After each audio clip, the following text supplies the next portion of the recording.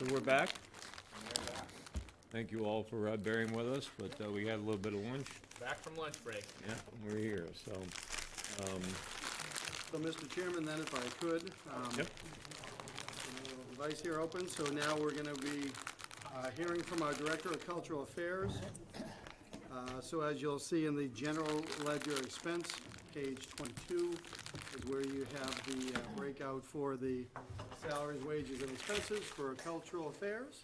And with that, it's my absolute pleasure to introduce our Director of Cultural Affairs, Tara Mahoney. Welcome. Good afternoon. Good afternoon. Thank you for having me.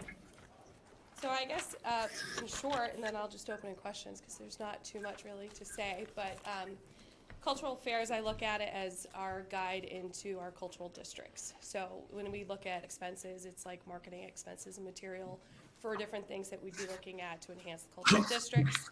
We do have grant money that supports that, which from the last Board of Selectmen's meeting, we were awarded $30,000 total, $15,000 per each district, which allowed us for, basically, it's their investment back in due to over funds, so to speak, through the state, that allowed us the chances, now that we're a designated district, to be able to use some of these funds for upstart cost with marketing in specific, as well as wayfinding maps and other things that we'll see throughout town. So this, our line item for expenses, I foresee and forecast is something that will help us maintain and sustain district-related expenses for marketing purposes. Any questions? Now, do you work closely with the Chamber of Commerce on that?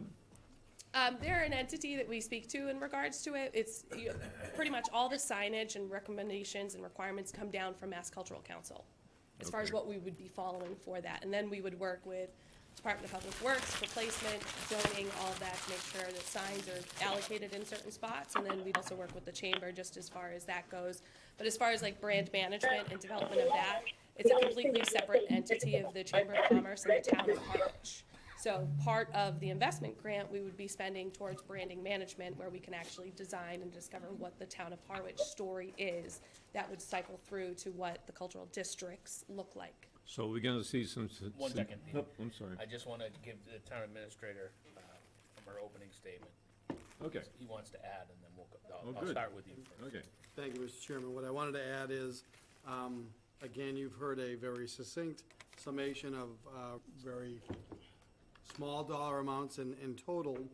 I would hope that as we discuss, the discussion first goes to programming, because as we talked about with the building known as the community center, a portion of 204 Sisson Road, at least 50% of that building is dedicated to cultural affairs programming, because that is the first thing that brings Kara Mahoney to our town, is that she has a great background in private sector and public sector cultural affairs programming, and is a great resource to me as the building manager, to talk about how we can turn an older municipal building into a shining beacon, if you want to use that, because she was instrumental in the Memorial Hall in the town of Plymouth, getting to that level as well. And so again, I would hope the discussion first gets to her programming, because she has some great ideas. I know, Mr. Chairman, you have her coming before the Board of Selectmen on Monday evening to go into that. So I wanted to put out there, and I'm ready, willing, and able to answer any questions regarding the building in which she resides, Thank you. programmatically. Peter? Okay, but thanks for clarifying that she's managing the building as well as the grants and whatnot. So for that's what I cultural clarified. No, I'm managing the building, she's managing the managing. programming. Correct. Okay, all right. I have to change my notes then. That means Joe's in the hot seat. I know. Exactly. It's all right. That- Mission accomplished. That's all right, but my question I was getting to was, we expect by the summer to see some significant signage and information about these districts, if you will? Yes, we do.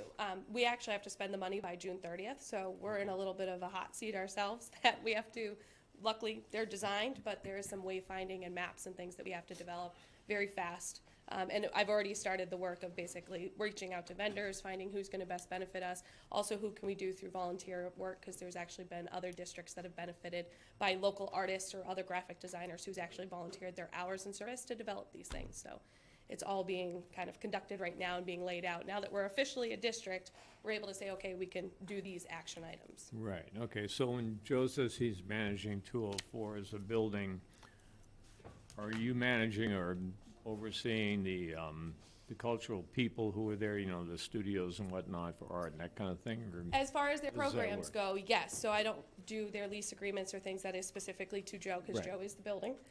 However, as far as their programs, so right now, our programs, we've been working with people forever to do, I mean, forever even prior to me, but people have been renting the facility in addition to the tenants that are currently there. And those tenants, we've been encouraging them to do more programs, more open houses, more workshops and things such as that. So we kind of kickstarted that in the fall. There hasn't been a super increase of revenue as of yet because there's a lot of modules and things that have to be worked out with that. However, we have been fortunate enough to be able to rent the gym to a private organization that's been using the gym since the beginning of January for Monday through Friday soccer groups. So we've increased revenue in that aspect. We've also been working with some independent artists and groups in town to increase different workshops and programs that they've been offering, as well as working more with Harwich Cranberry Festival to increase their concert offering as far as bringing in additional revenue lines. Okay, good. And so I don't know where this question goes, you guys can help me out, okay, as far as division of responsibility and whatnot. Is there a program concept in place for if and when the auditorium is renovated? Is that for a specific program or something we have in mind, or?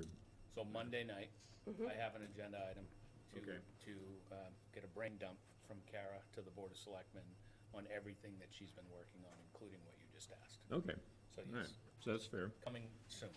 Okay, that's fair, good. All right, so I'll open it up for questions from my team on the table. Bob, I'm counting on you. Maybe this is just an expansion on trying to get clear on the components. So there isn't really any programming expense in the budget.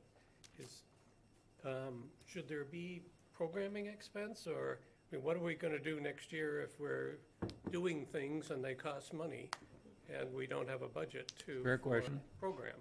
So the short answer is, sorry, Bob, the short answer is right now, is can rely upon cultural council and other funds that are available. We can rely upon revolving fund programs that not only get to support of the building, but get to support of cultural programs. So we have a number of in-place resources that we can use. As we go forward, however, as we build out the programs at that location and throughout town, we expect that those lines to change to reflect that going forward. But given that this is the first full year that will have the director in place, I think we missed a year by a week, but this is the first full year where we'll have Kara in there relying upon all the different revenue sources. That's why you see minimal numbers on programming. Future operating budget should greatly reflect that going forward. An example would be, as I've talked about the articles, you know, we have a dollar amount that we do, I think, every year, usually out of free cash, which is supporting the local cultural council's allocation. There's no reason why we couldn't do that in tandem with cultural affairs, because that committee works hand in glove with Kara. And I believe we do that to the tune of $10,000. So that's something that we could have added for this year to show that correlation and expense.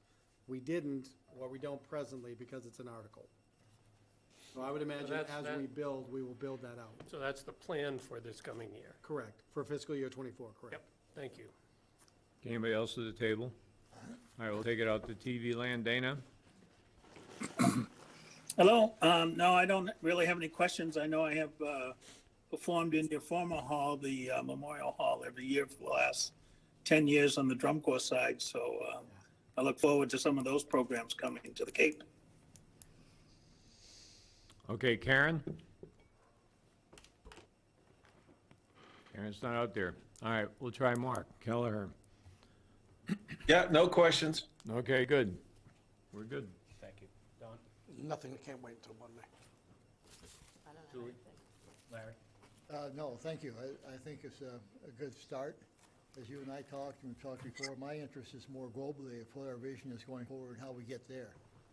Because I very much appreciate where we've gone, but it's been very enthusiastic, organic growth in my mind. And so the discussion I want to have going forward is how do we take our next steps to, as you and I talked to get everything involved, put it together. So that's a discussion for another day. Monday night. Quickly. Yeah, Soon. yeah. Great. Thank you. Thank you very much. Thank you. Thanks, Karen. Bring us some sunshine in the culture here. If she could do that, she wouldn't be here. So next up, we have our stalwarts from the golf department. So we have our Director of Golf Operations, I'm not, And I our- didn't agree with that. Director of Grounds. Sean, did I finally get it right? No, superintendent. Damn No, it. superintendent. Sorry about the language too, I apologize, this is a rated G show. So for golf department and your general ledger expense report, you'll look on page 21 for golf, and the revenue report is on page 7. With that, Mr. Chairman, I would turn it over to the gentleman in front of us. So, in general, for the budget request that we've submitted, there's nothing new. We're just trying to keep up basically with goods and services. There's no new employee hours, no new employees in there. We did, because we did return level funded budget. You sound I'm good. talking to you. There's two of them. Somebody in TV land, they weren't on mute, so. When we returned some level funded budgets in the past, after the pandemic, we did find that a few of our line items kind of were running deficits because of that. So in order to keep up with goods and services, we've requested some of those line items to be boosted up to their FY '22 actual numbers. And that's really the only difference in this year's request. Thank you. Peter? So, post-pandemic, Yes. right, I know the pandemic affected everybody, but post-pandemic, are things back to sort of level of play that you had before? We're way above. So, we're at capacity for the most part at the golf course. At the golf course, every day in the summer is at capacity. And so, our revenues never hit 1.9 million pre-pandemic, and we've been over 2 million each of the past 2 years. Very, very busy. So, the golf course is busier than it's ever been. And I know we have opportunities for, say, folks from Chatham, to come and play in our course and whatnot, and that type of thing. Is that working out as far as available tee times and all that versus Harwich residents? So that's no longer the case. We just completed a 3-year change where those discounts for Eastham, Orleans, and Chatham residents, we boosted those out over 3 years to where they are at the level of non-residents. So this year's the first year we have Harwich residents and non-residents only. Okay, all right. And so far, our annual pass sales are right on the money with last year. As of last week, I checked, and we were exactly on last year's numbers, which were the best ever. So it doesn't seem like that's gonna have a negative impact at this point. Okay, can you just tell us briefly about your, I know you have a youth program where, where kids are learning about golf and get Oh, the yeah, experience of it? Yeah, it's fantastic. So our biggest program is the First Tee of Massachusetts. It is coordinating with the Monomoy Middle School. And so in the spring and fall, there's a Monomoy exclusive program run by Mass Golf at Cranberry Valley. It's fantastic. And that's a national program. They follow a national curriculum. Really, really good. In the summer, it's open to all. So in the summer, we run a program in the First Tee that's open to all kids that want to sign up. And then last year's town meeting also approved the article for a feasibility study and design of a short course that we hope that is really going to help our junior programs explode in the future if we can complete that. We'll see when this feasibility study comes back. It's really in the infancy stages right now, but it's a very exciting project, and that will focus on youth. Okay, my last question is, we all had this water restriction last year. How did it affect you guys? So, like the town of Howard, we at Cranberry Valley have our permit number with DEP. We have a management plan to manage water. So when the first phase came out and we started restricting, we went down to from 10 minutes down to 7 minutes. Then and we have stages that we go through. We start in the rough and we work our way basically towards greens, tees, and fairways. The golf course responded well to everything that we've done. Basically, when you're in a situation like that, you're basically trying to keep her alive. You know Mother Nature's gonna change, because obviously the last 6 months you've seen how much rain we've gotten. But for us, it's building a solid foundation so that we don't go too far to the extremes. So one thing is that over the years, we've built up a nice solid foundation so that when we have these issues come up, they're not as bad as they used to be. So then we can make the change. But we do a lot of what we call cultural practices. We do a lot of aerifying, a lot of overseeding, so that, because we do so much play, that falls right into what we're already doing. So it's not too much stray from what we did. Okay. But we work with DEP very much with the management plan, and as we go forward, we have a new, come April, our permit's up, and what's gonna happen with DEP is they're gonna tell us what we can and can't pump. Right now, our permit's 23 mil, and we're allowed 100,000 gallons a day over that number, which basically almost doubles that permit. Well, that's not gonna be the case in the future.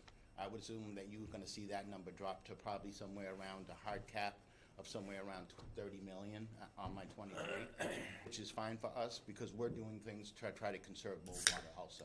One of the biggest things that we're trying to do is become Audubon, which is an Audubon sanctuary, and one of those things is water conservation. So it used to be, when I first got to Cranberry Valley, it used to be a double row system. When we changed the system, everyone wanted tree line to tree line. Well, guess what we're doing? We're going back to a double row system, and the rough's gonna get a lot less, and we keep greens, tees, and fairways looking great. Okay. Has your use of fertilizers gone down or over the last couple of years? I'm only in anticipation of someone saying, hey, we shouldn't use fertilizers, you know what I mean? Well, the good thing is that we've seen this coming in the golf course world a long time ago. We've switched, and I've told Mike and Joe this already, we're 100% organic. We've been this way now since probably about 7 years ago. I'm sorry, 100% what? Excuse me? He coughed when you said that, 100% We're what? 100% organic on fertilizer. So what I mean by that is we made the switch and went away from synthetics because we knew that this was going to be as we went, same with phosphorus. So because of that, we started changing the program. We started on greens, then we went from greens, we went to teas, the cheapest stuff, and then as you see in the budget, as we went up in the years, it was because I was making the switch to organic fertilizer.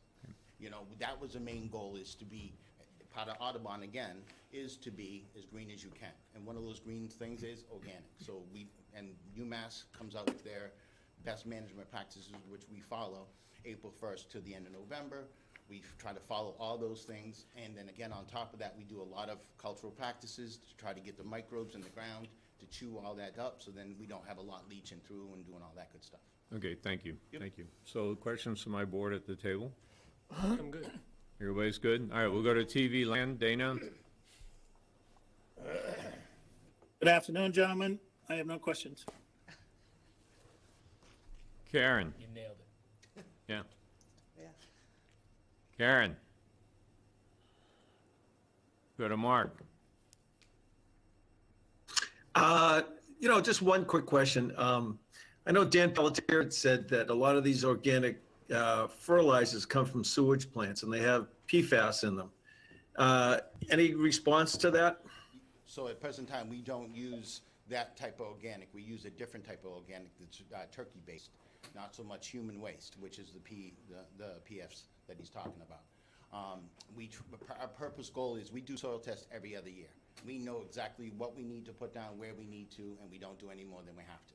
The reason being is, one, it's cost, obviously, but two, we don't want to have runoff. So we want to make sure that the plant's using exactly what we have. If we need to take, and we lime every year to try to sweeten the soil, to try to use what Mother Nature's already given us. So we do a lot of combinations between that to try to keep, so we don't have to apply. Understand, when I first got there, they were already, just in rough alone, they were somewhere around 2.5 to 3 pounds. I'm less than, about 1.5 pounds a foot on rough. So we purposely look at what we're doing, how we're doing it, and then we try to reduce as much as we can. But because we're so busy, I tried to go below a pound, and you can see it in the wear and tear. Now, when you're doing 50,000 rounds, it's extremely hard. So we live in that happy zone of about 1.5 pounds in rough fairways. Now, USGA comes in every year. They look at everything that we do.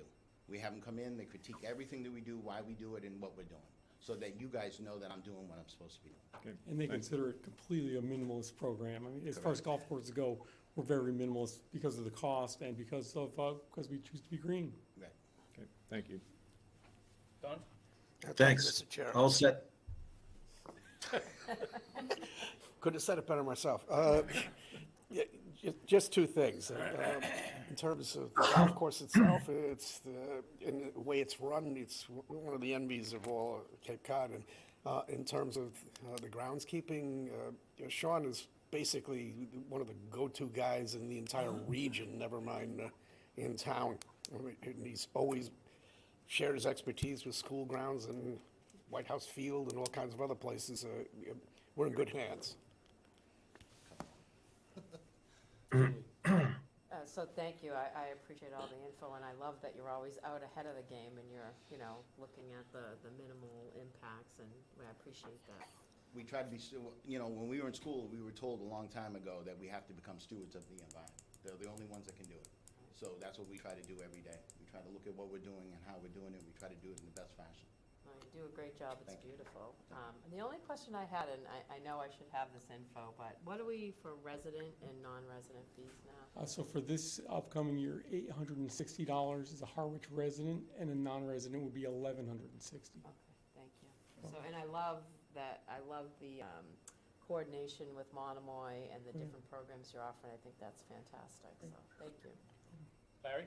Yeah, great job, well done. My only just a comment would be, the short course, that's not only for young people, that's for old people. Oh, yeah, absolutely. I just want to make that point. Nicely done. Judging by the lack of emails and phone calls to the Board of Selectmen about tea times, I'd say you've corrected that. Yes, I Never will. 100% fix it, No, but we're we'll- not getting bombarded anymore. We're in a happy balance, but in that post-pandemic surge we had, the state was mandating 15-minute tea time intervals. There just wasn't enough space to fit everything, so that was a tough year. And I'm glad to see here that you're getting less emails, because I am too.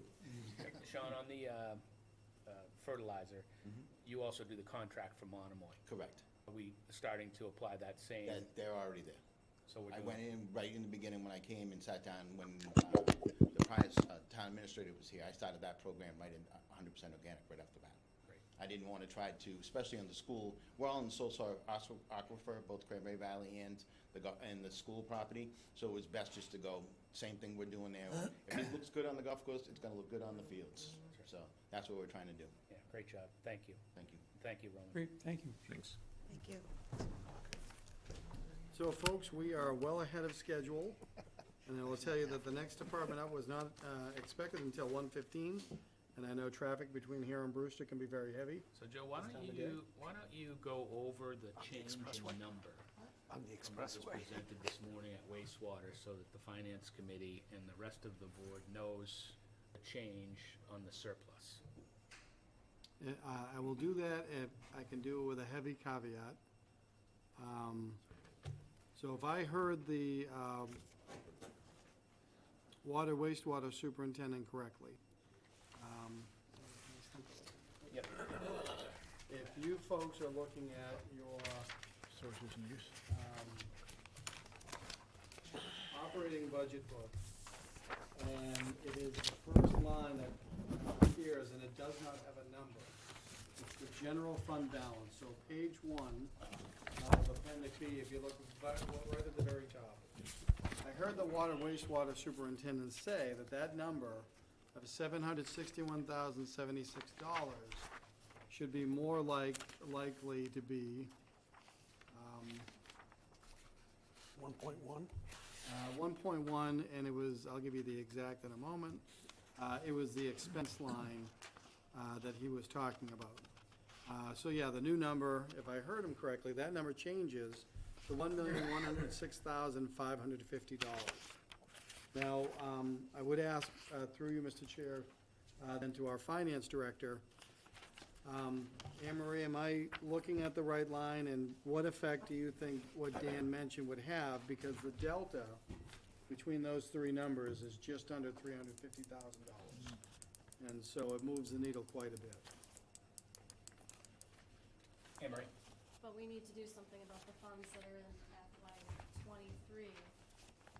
And how are we gonna move that forward for the payment of that debt? Because the difference is already in that budget. I think you may want to resolve that offline, and then you can send it back to us. I mean, we don't want to make a mistake on this. I would welcome that opportunity, Mr. Chair. Yeah, no, I think that's, Thank you. So then we're still ahead of schedule. I will tell you that we have our harbor master, who you have scheduled at 1:30. We have our library director, who is scheduled at 1:45. I would offer that, I would also like to stall a little bit on the harbor master.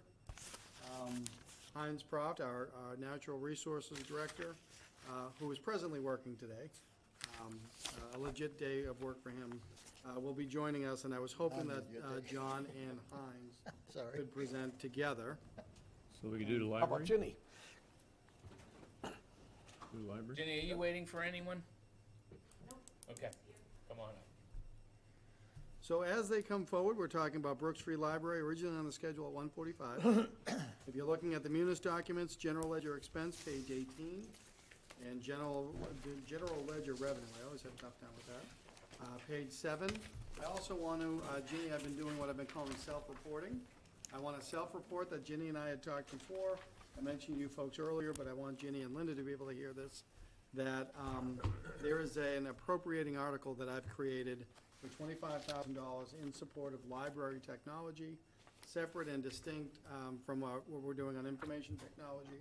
And I've put out there, Ginny, so this is your chance to correct me, many chances perhaps, where I've said that that can be a demonstration of the town's commitment to the standard of appropriation required by the Mass State Library Board.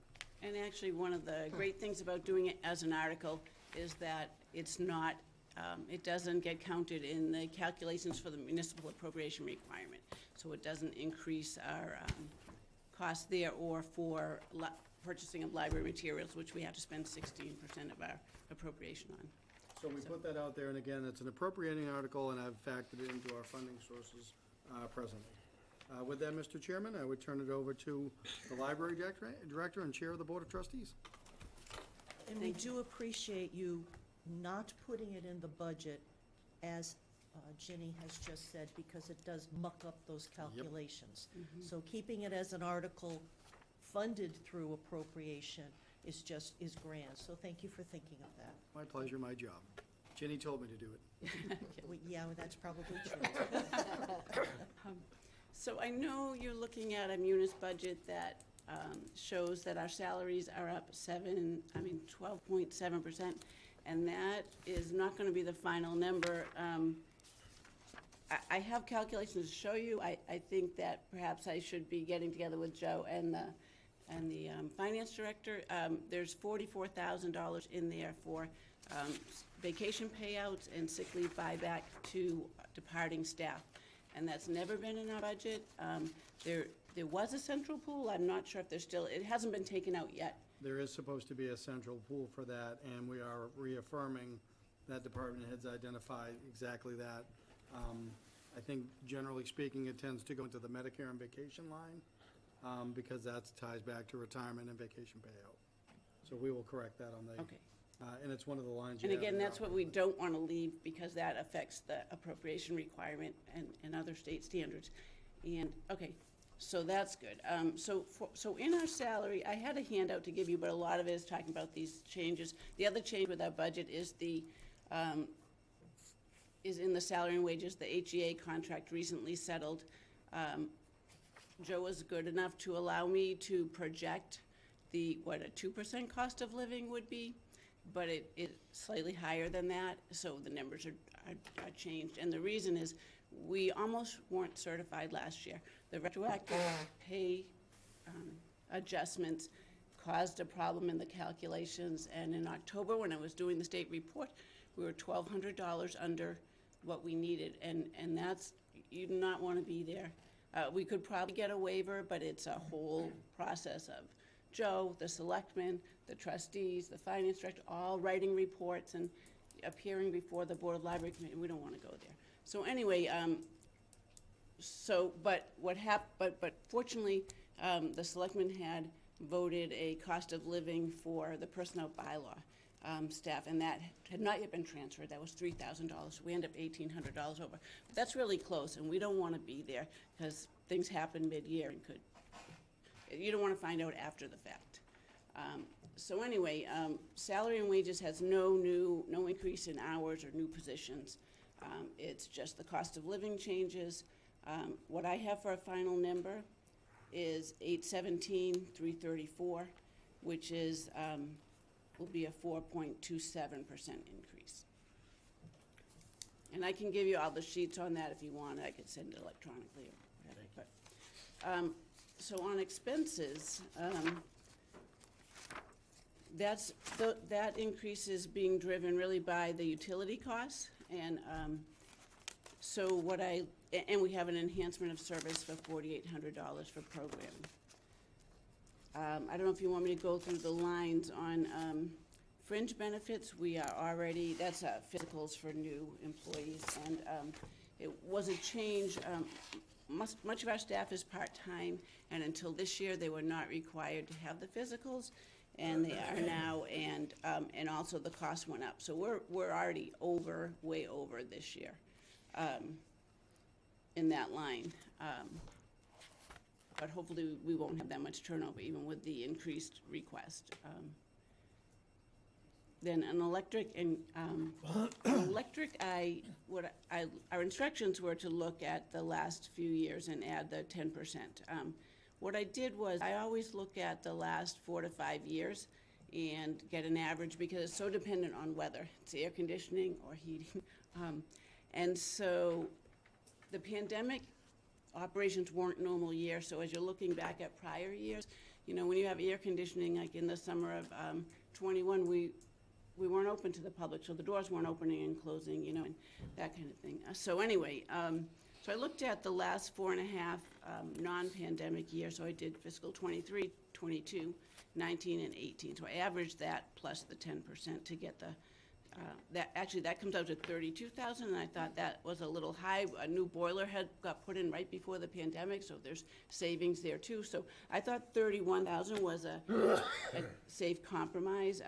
We were concerned last year that we were not gonna have enough money, but we didn't use as much air conditioning in the spring, so we ended up fine. But I think it's too tight, especially with inflation having happened. Then with gas, that's a 6.5% increase. That I used the average of the last 4 years plus the 10% following the instructions. I think heat is more stable. You leave that on year-round, whether occupants are there or not, just to protect the building. So that's how I calculated that. I think the other changes are fairly small amounts. One thing I thought I should mention is our line for professional technical services.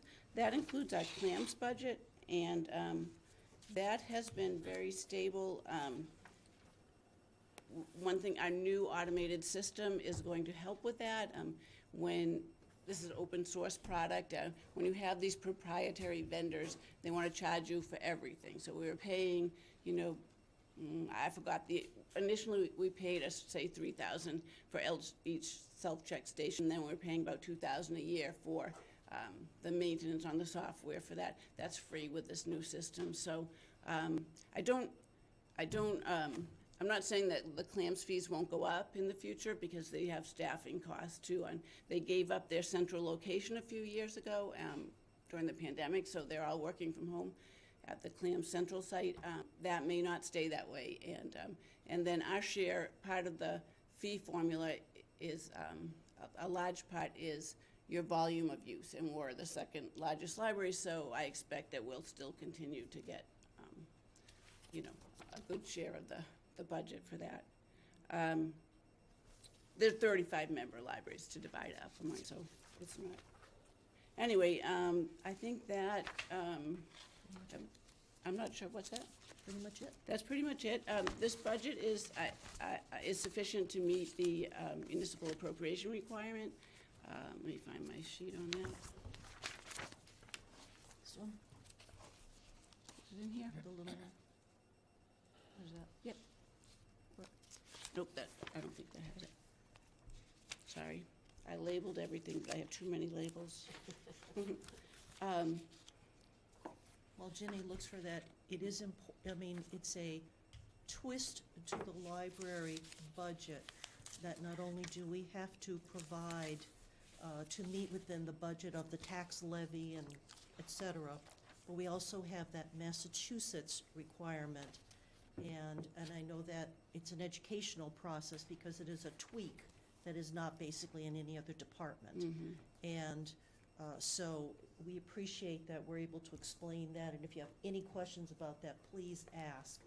Because otherwise, if we don't meet those standards, it starts impacting our ability to be a global Cape library for our patrons. Michael, through you, I do have a basically kind of a foundation question. Larry, I'll start with you. Thank you, Michael. The reason I brought that up, because that's kind of the basis of our whole discussion, so I thought maybe you could back up a step and explain to us what what we have to do to get the certification, appropriations, how that's calculated. Sure, That's the reason sure. So, foundation question. so there are a number of requirements. One is that in a town of over 10,000, you have to employ a library director that's certified, which means master's in library science is required. You have to be open a certain number of hours per week, that's based on population. Spend 16% of your appropriation on materials for the public. And the municipal appropriation requirement is the big one, and that is, the budget has to, your appropriation from the town has to average the last 3 years' appropriation, plus 2.5%. So it's not 2.5% a year, it's over the 3 years. So our appropriation requirement for next year, the projected requirement is $1,080,534.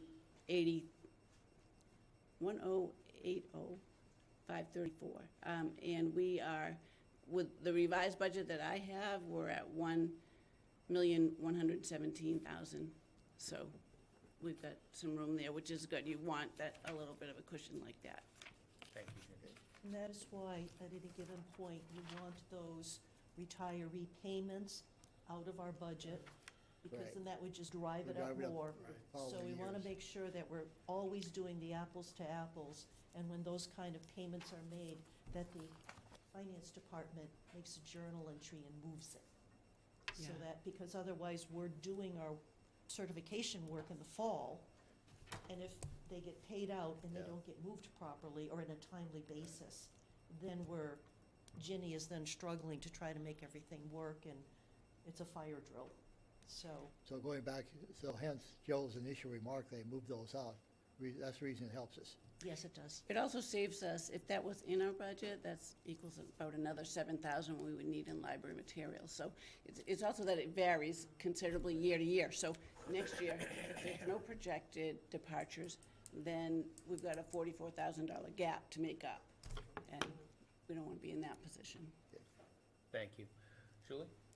So, is the reason that there's no need for, books or periodicals and everything because of the clams and the new upgrade? I see that there's nothing. What do you mean? Oh, no, I think what you're looking at, Julie, look at the lines underneath. It shows it Munis differently. It's broken out by books, audio books underneath. So the Okay. whole total of the line of our request, that it It's is, the 173, yes, yeah. Okay. yep, Okay, it is, yeah. okay. That would be no. I was looking like, well, that's kind of interesting for a No, library. no more books.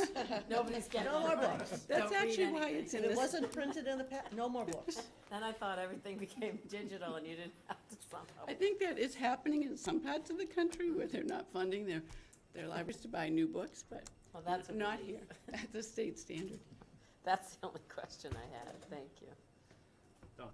Yeah, thank you, Mr. Chair. I remember Leo Deal about 20 years ago saying something about measuring the character of a community by just driving into it and looking at what kind of library they have. We have an excellent library. I think you just said that they were second biggest in Clams. I commend you on your management, the resources, because the certifications, I know, can be tricky, and one thing causes something else to happen. It can get out of control pretty quickly, so thank you.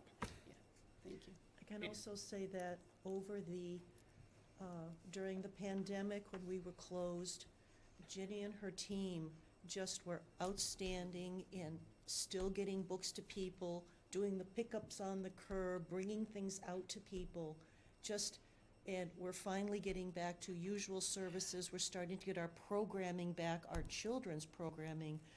What was it you said we just had a children's program for cookie decorating. 88. 88 people. Most children's librarians not be happy about that. That's kind of a chaotic program, and ours is excellent. She loves that, she thrives on it, it was fine. She had to run to But- the freezer to get more cookies to Yeah. thaw 'em and bake them, because Yeah. we're running out of cookies. And that's, that's not, you expect it when you pay for a performer, a magic show or something like that, but not for cookie decorating. And it's not just that, I know, not to digress, but you have the Vital program, you do a Yep. lot of Yes. things with people who have vision challenges. A lot of these other libraries became ghost towns, so, I mean, all praise to you.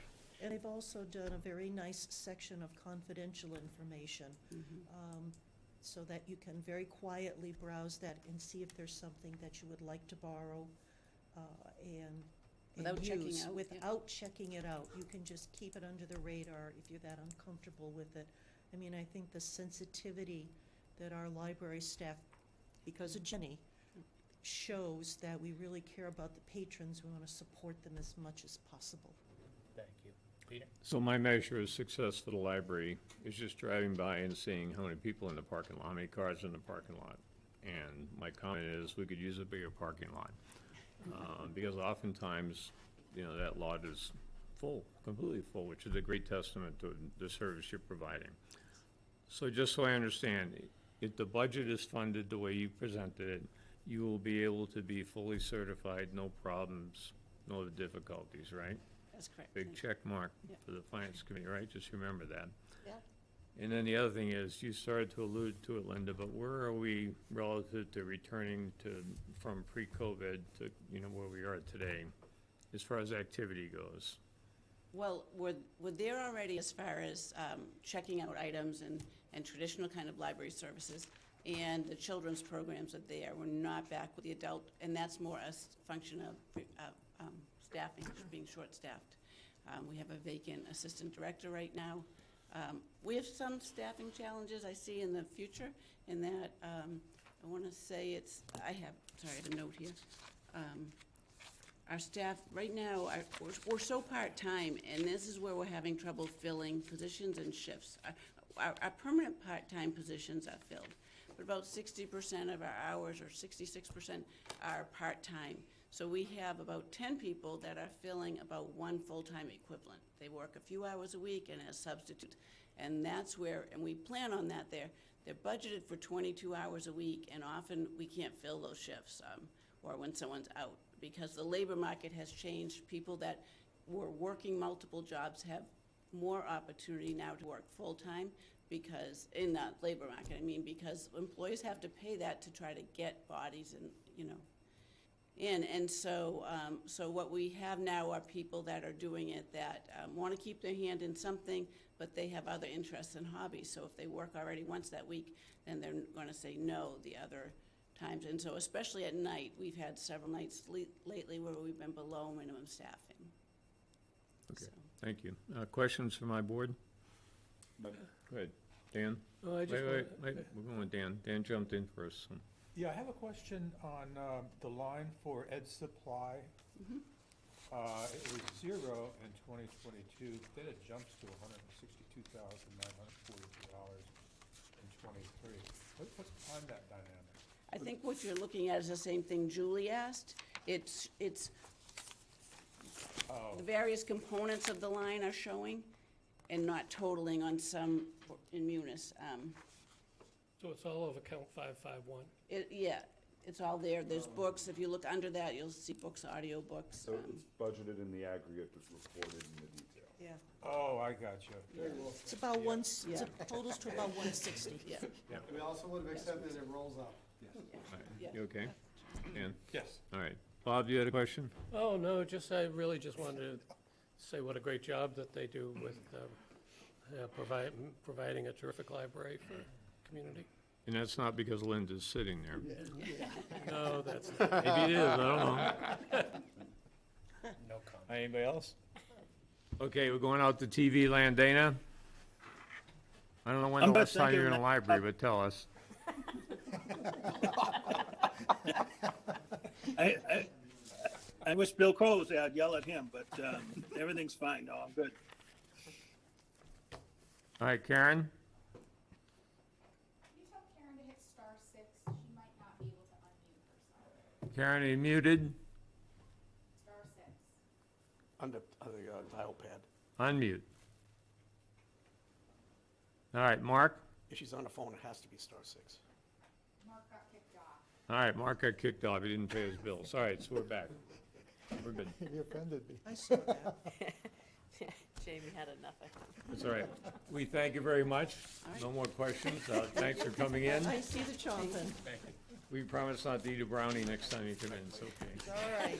So Linda, you gonna comment? Thank you very much. Thank you. Yeah. Linda, you need to comment what a good job Bob is doing. We're, No, that's all right. we're back on schedule, and you'll find eventually that we might be ahead of schedule.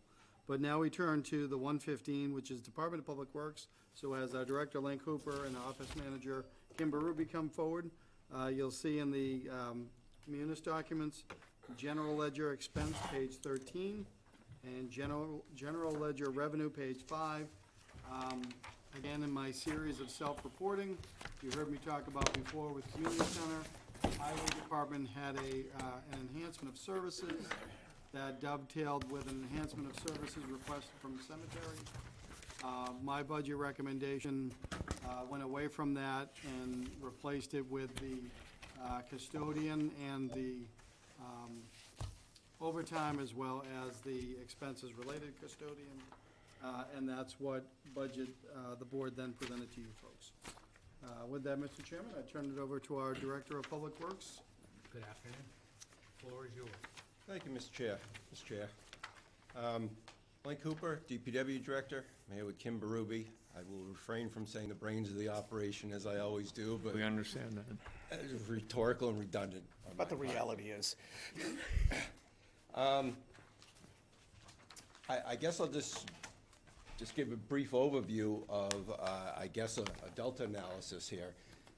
Our salary and wages are, what was that, 4.4, if I remember, 4.4% up. That is driven entirely by contractual obligations and the one EOS to support the community center operations with an additional custodian. So again, there's no increase in hours, there's no overtime increase, contractually driven, simply the one EOS as an additional custodian. Right? Okay. And then if I go down to the real things that are driving the DPW budget to be increased is primarily solid waste and bulk fuel. Solid waste has been difficult to predict. It's a real big business. Last fiscal year, the disposal turned in 4.1 million and change. The increases have been accounted for usually each July when the Board of Selectmen votes increases in disposal area rates that we charge. And I anticipate the same will happen sometime this May or something when we increased, when I'm before you to request increase in disposal area rates. The bulk fuel, hopefully will be back on track this year. This past fiscal year we're currently in, FY '23, was the first time I've ever seen practically any municipality, let alone all of them, take what's called an OEP price through the county fuel bid. What that means is operational profit and expense, I believe is what the acronym stands for, something to that extent. And really the bid was only based upon transportation costs, and then the price would fluctuate. Why? Because the county dragged their feet as much as they could, but last April, May, we were seeing $5 gallon prices, and it did not make any sense. So every municipality that participated in that took a variable price rate. The county is just starting that now. There's a meeting, I believe, next week to discuss that. It'll probably go back to a fixed rate, what we hope. You pay a little bit more, but then you're able to plan. So the large thing on the DPW budget for fuel, probably half or more of that is driven by disposal and is wrapped up in that, 4.1 million and change, in my opinion. I think we had facilities maintenance, right? What number is that? 5290. 5290 also went up. The primary driver in that was that the restroom cleaning, the comfort station cleaning contract, money was thrown in that, and then we took some money from another line item and put it into Sean's line item for contractual tree services, where we need a bucket truck to get to some trees. We don't own a bucket truck. We contract that service out. That was placed under that line item. And I would like to think that we follow budget instructions on everything else. Thank you, Link. Peter? You guys continue to do a good job. You know, I see your trucks all the time doing different things. I want to commend your team for I'll call it the flexibility they have. I mean, I know on the bike trail in my house, they're putting a fence up or guardrail up, you know, last week, and then next week I'll see them at the beach doing whatever and helping out. And I think it's just a can-do attitude of the whole department. That's my feeling. I do notice since Dana has left, you're operating smoother than usual. That's the custodian. You get that, Dana? Yeah, he's laughing, so that's okay. So I'm surprised you didn't ask for 4 guys to replace him, but I mean, you know, it's just one of those things. You know, I think as far as fuel goes, we all suffered from that, so that's a very understandable thing. I didn't realize you folks are in the custodial business, but now I do, so I understand how that works now, so Go ahead, Link. that's a good thing. Through you, Mr. Chair. That function was consolidated 4 or 5 years ago under the DPW. Yeah, no, I understand. Longer than that, actually. Is it? Yeah. Time flies when you're having fun. It does. That was. More like 10 years ago. No. How long has Sean been here? Probably like 7 or Yeah, 8. it doesn't matter, doesn't matter. Okay, It's so okay. you get the idea. Yeah, I know, I get it, all right. So questions from my board at the table? None? All right. Dana? Uh-oh. Yeah, watch this. Oh, boy. Boy, do I have questions. No, not really any questions. I'm glad to see some of the revenues projected going towards the projected need in terms of paying for the dump fees, but I can only say that after a season of cleaning public bathrooms, that $55,000 isn't enough. Sure. All right, thank you, Dana. Karen, you out there? I'm here. I'm all set. Thank you. Okay. Mark Keller? All right, I would just follow up and say, as far as C&D waste goes, I know in the last year, maybe longer, there've been occasions where you had to cut back on, you know, like you had a time during the day, you're not taking it or whatever because of capacity or, you know, when they reached a limit. Are we still in that situation going forward or potentially in that situation? Thank you, Mr. Chair. That started about a year ago, primarily driven by logistics of the processor we take it to. We generally have 2 trips reserved. A lot of days we need 3, and that's on a case-by-case basis. If we don't have a place to take it, then we can't take it ourselves. And where you taking it to these days? NER out in Taunton. Okay. When they were really recently acquired by Wind Waste. Okay. They're still called NER though, aren't they? No, I wish they On the were. bills, they're not. Everybody knows them wish as they NER. were. And we have a contract with them? It's in the works. Okay. That's something that has been, we had a contract with New Bedford Waste, unfortunately, that was not worth the paper it was printed on, and we've just had to shuffle wherever we can go. We're all in the same boat. They are the closest. The next place where people are hauling are New Hampshire. Wow. So it's not a great situation, but they are like the closest game in town. Is the old CMAS thing gone? No, sir. CMAS takes MSW, the Municipal Solid Waste. Right. And we had just recently signed a contract back in December for 3 years Okay. with All right. CMAS. All right, got it, thank you, we're good. Larry? No, nice job, thank you. I'd be remiss if I didn't thank you again for supporting the treasure chest. That was a small operation in your total scheme of your things. It's made a lot of people very happy. I have to give credit to Ellie. I think her and the committee are doing a fabulous job, Mr. Valentine. Julie? I don't have any questions. I think it's well thought out. And unfortunately, the things that are costing everybody more are costing you a lot more, so. Done. What he said. That's it. So,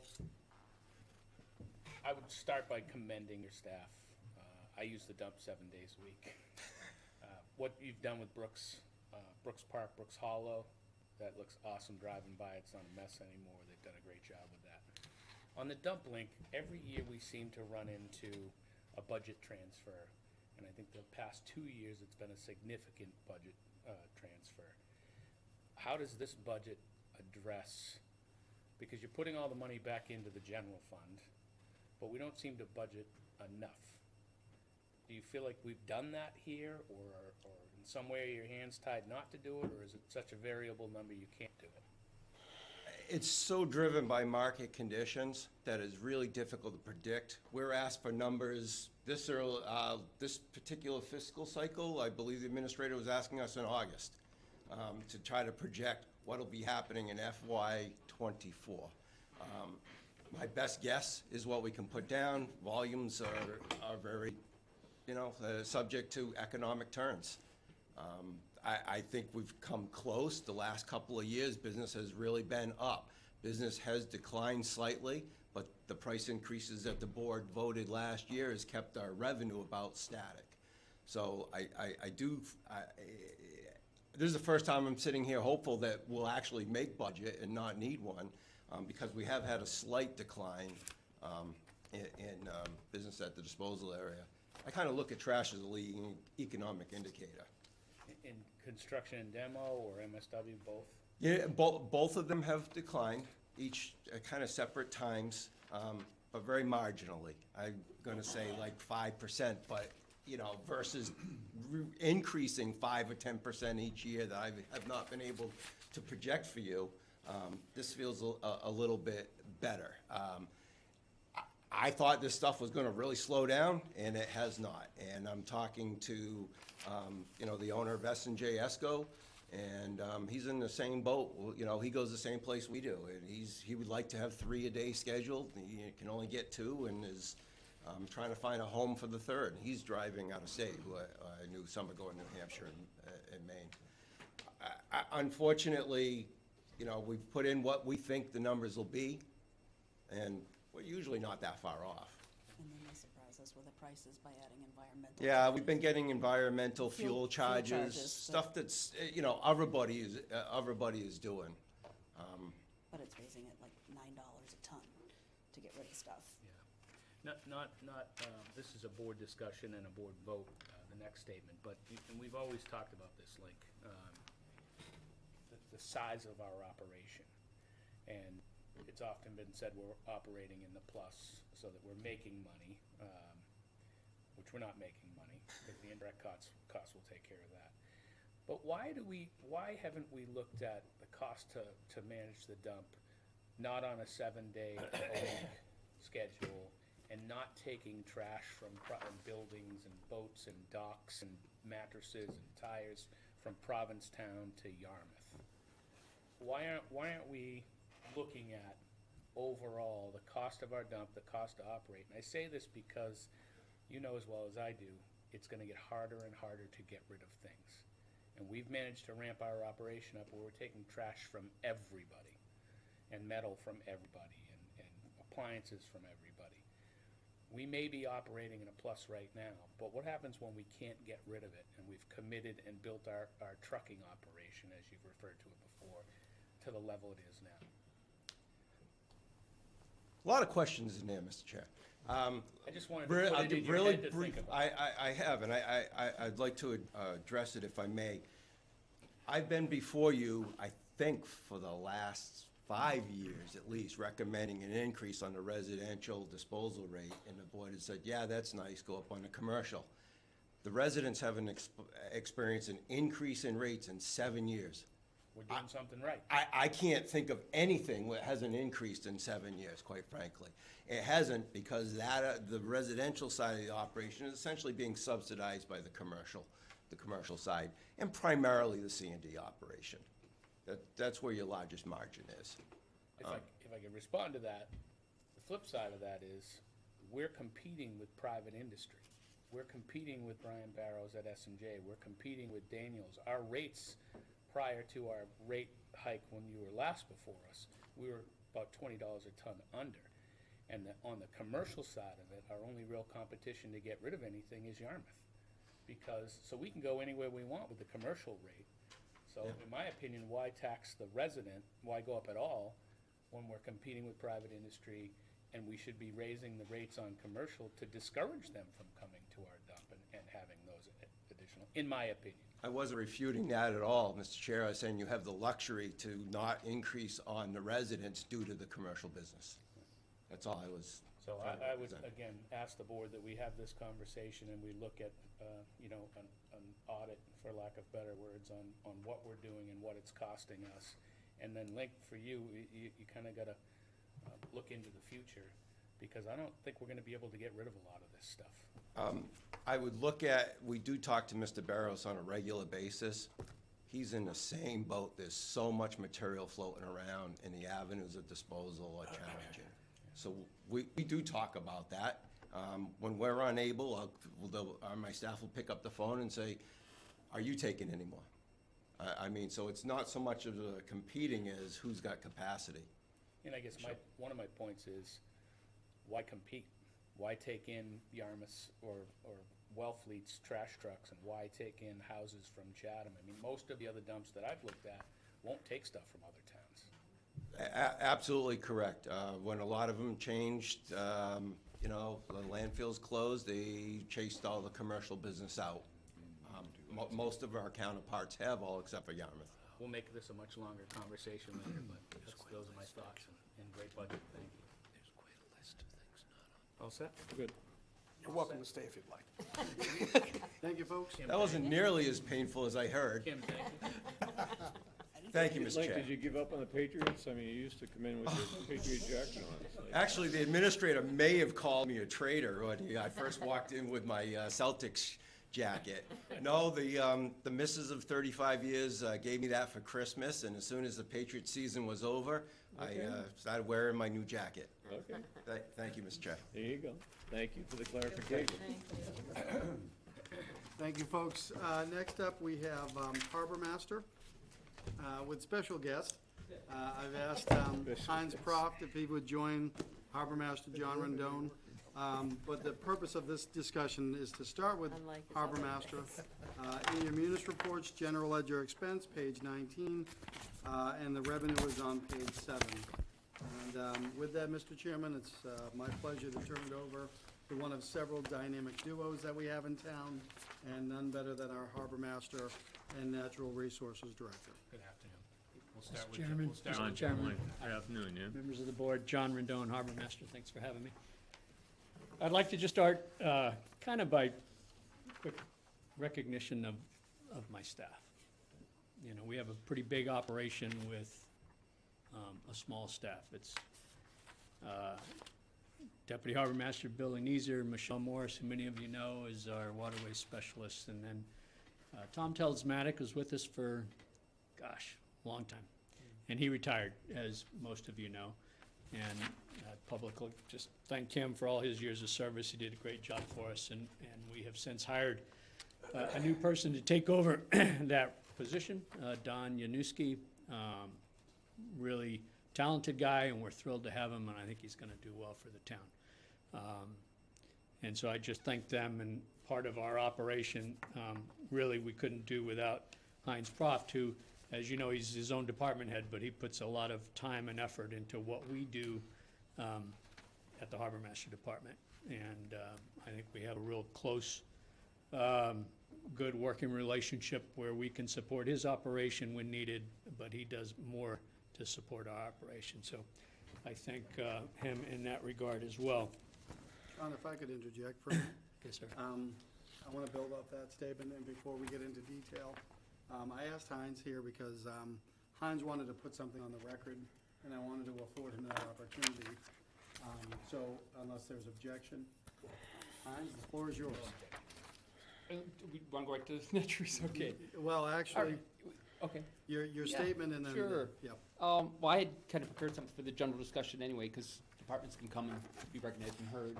The natural resources fiscal year '24 budget is fine. I do feel the constraints of the increasing costs of goods and services. I've always been frugal and cost-conscious and even creative at times, but at some point, the reality of these increases to shellfish cost and equipment, supplies, testing, and analysis would have to be addressed. I want to take some time to thank the boards and town administration and fellow town employees, past and present, for a memorable 25 years. I wanted to share that my intention is to retire this summer. I've reached out to Barnstable County and will submit a formal date to the town administrator. And more importantly, I'll work with the town administrator and the harbor master to make the transition smooth and seamless as possible. The natural resources projects and tasks that will be set up will function for a short term after I leave. Although the natural resources department is a small department, me as the only full-time employee, so much of what has been achieved and accomplished in my 25 years is really the result of the collective we. I've had seasonal help every summer at the Shellfish Lab. I've had countless volunteers who have helped me in the herring run and the eel migrating counts. I've had volunteer shellfish wardens, volunteer herring run wardens that help count our eels and herring. The Harwich citizens for years have donated their time to help water sampling programs in our harbors, Herring River, and our freshwater ponds. They assist in the Pleasant Bay Alliance water sampling program and the Center for Coastal Studies for the Contaminants of Emerging Concern. I've written proposals to Cape Cod AmeriCorps, who have helped us with the herring run maintenance every year, and they're about to do that in a couple weeks. Many county and state agencies, too many to count, have helped me as well. I thank all of them. When I'm working at the lab, from out in public, and especially at the shellfish flats with people, I'm amazed at the willingness of Harwich citizens to help and do anything they can for the town and the Natural Resources Department. Either I'm persuasive or I look very needy. I mentioned the Harbor Master Department earlier. I have served as an assistant harbor master through my 25 years as well. And I've worked on the waterfront and I helped in the daily marine operations. I've responded to incidents in Pleasant Bay and Nantucket Sound, Long Pond, and even a downed aircraft off of Hyannis. The entire harbor master staff helps the Natural Resources Department function and run much more effectively and smoothly. And I would highly recommend that continues, that collaborative effort in the future. It's been a privilege to work in Harwich and serve as a Natural Resources Director for as long as I have, and I have fond memories. Thank you. Thank you.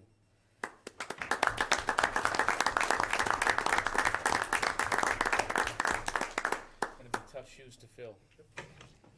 Mr. Chair, if I could beg your indulgence for a moment to make a remark? Go ahead. And I'm not going to look at Heinz. Well, let me say the toughest part first is, in my 55 years of living, I have never met a finer person. And I know that if I lived another 55 years, I wouldn't meet a finer person than Heinz Proft. And that's not the Natural Resources Director.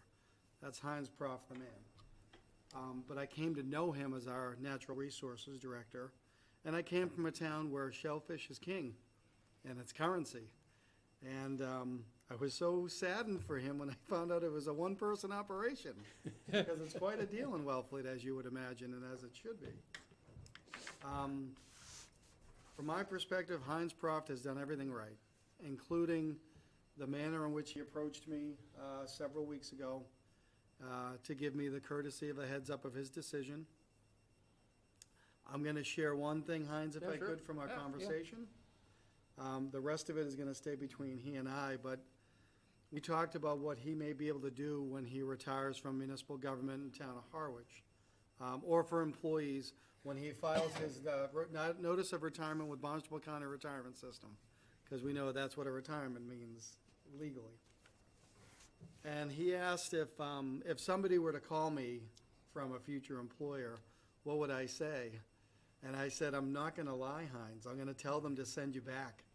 I'm not going to say anything nice about you, on the hope that we could get him back.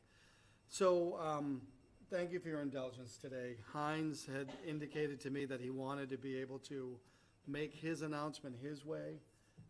And I think it's appropriate, and it's why I said, knowing what was gonna be said a moment ago, we have a dynamic duo in front of us, because as we saw with golf and as we see with other departments, these are peers. You know, one does not rule over the other or vice versa, but they work seamlessly together. And so, Mr. Chairman, you are absolutely right. The thing that keeps me up at night, the burden I bear is, who can we find to come after? But today was an opportunity for Heinz to give his statement and for us to talk numbers, but, Thank you. thank you. And last but not least, we have an ongoing, well, it's not a contest because Heinz wins, but we share dad jokes. And that's the second thing I'll miss the most, because he can come up with a dad joke with a snap of the fingers. Thank you, Mr. Chairman. I have a Larry? question for Heinz. Great job, Heinz, but now, on a personal level, who do I talk to about the Packers? I'm gonna have to go into a darkness retreat. I'll figure that out. That was unkind. No, well made. Okay. So we have an opportunity to Yep. talk Harbor Master's budget and natural resources budget, but as it relates to the position itself, you know, we examine it, but we're very mindful of what the program is and the one person that has built it up over 25 years. So that's, I think, an inflection point and a discussion point that we can now turn to. John? Yes, sir. Okay, so I'll just, I'll be brief. Salary and wages, really the only increase is, obviously, like everybody, union requirements. But as I mentioned, Don Newski, who took over the position of Tom Telesmatic, we upgraded that position from grade 2 to grade 7.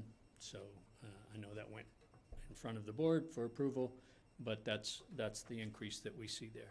And as far as our expenses, I'll just highlight the three that looks significant within our budget, and that is the electricity line item, the capital outlay line item, and the dredging line item. I'll start with electricity. So in the past, since I've been here, every year we were funded an amount to essentially pay for our electrical costs, our electrical building costs. And electricity is a tough thing to project because obviously boat electricity is the big user within our electricity account, and that changes constantly. You get different boats, you get some that decide to pay for seasonal electric, you get some that just tie in, you know, a night here or a night there to recharge their batteries and so forth. So it's something that we pay attention to every day throughout the season. Our staff walks around, checks all of our harbors, and annotates who's plugged in, who's not, and we account for that. And so when the revenues come in for our electricity, those revenues are used to essentially pay our electricity bills that we get throughout the year. And we've gotten pretty good at where it's kind of a wash at the end of the year, where, you know, some years it's, we may have a little more than what the costs are, and some years we might be a little deficient. But generally speaking, it's a zero-sum game. So at the direction of our finance director, she has indicated that that's not really how business should be done. And so now the funding that you see there is an amount that we hope will cover the electricity costs for the season. We'll see. But that's why you see a significant change with electrical.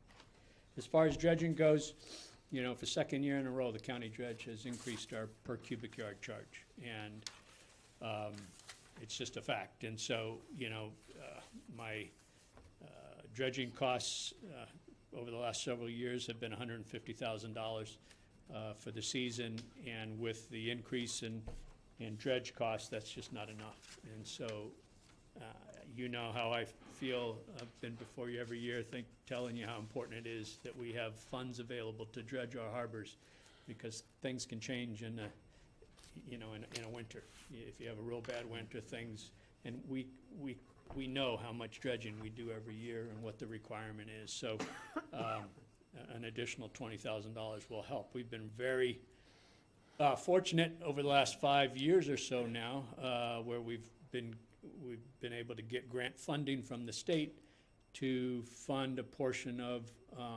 our dredging costs. And we hope to continue to do that, but that's not a guarantee. So that's another reason. And then the third line item, the capital outlay, really, last year when we had to be at level funded, that's one of the line items that was reduced from our typical $8,000 to $10,000 line item, where we can utilize to do upgrades that we need to get done from a capital outlay perspective, a line item. So that line item just comes back to, the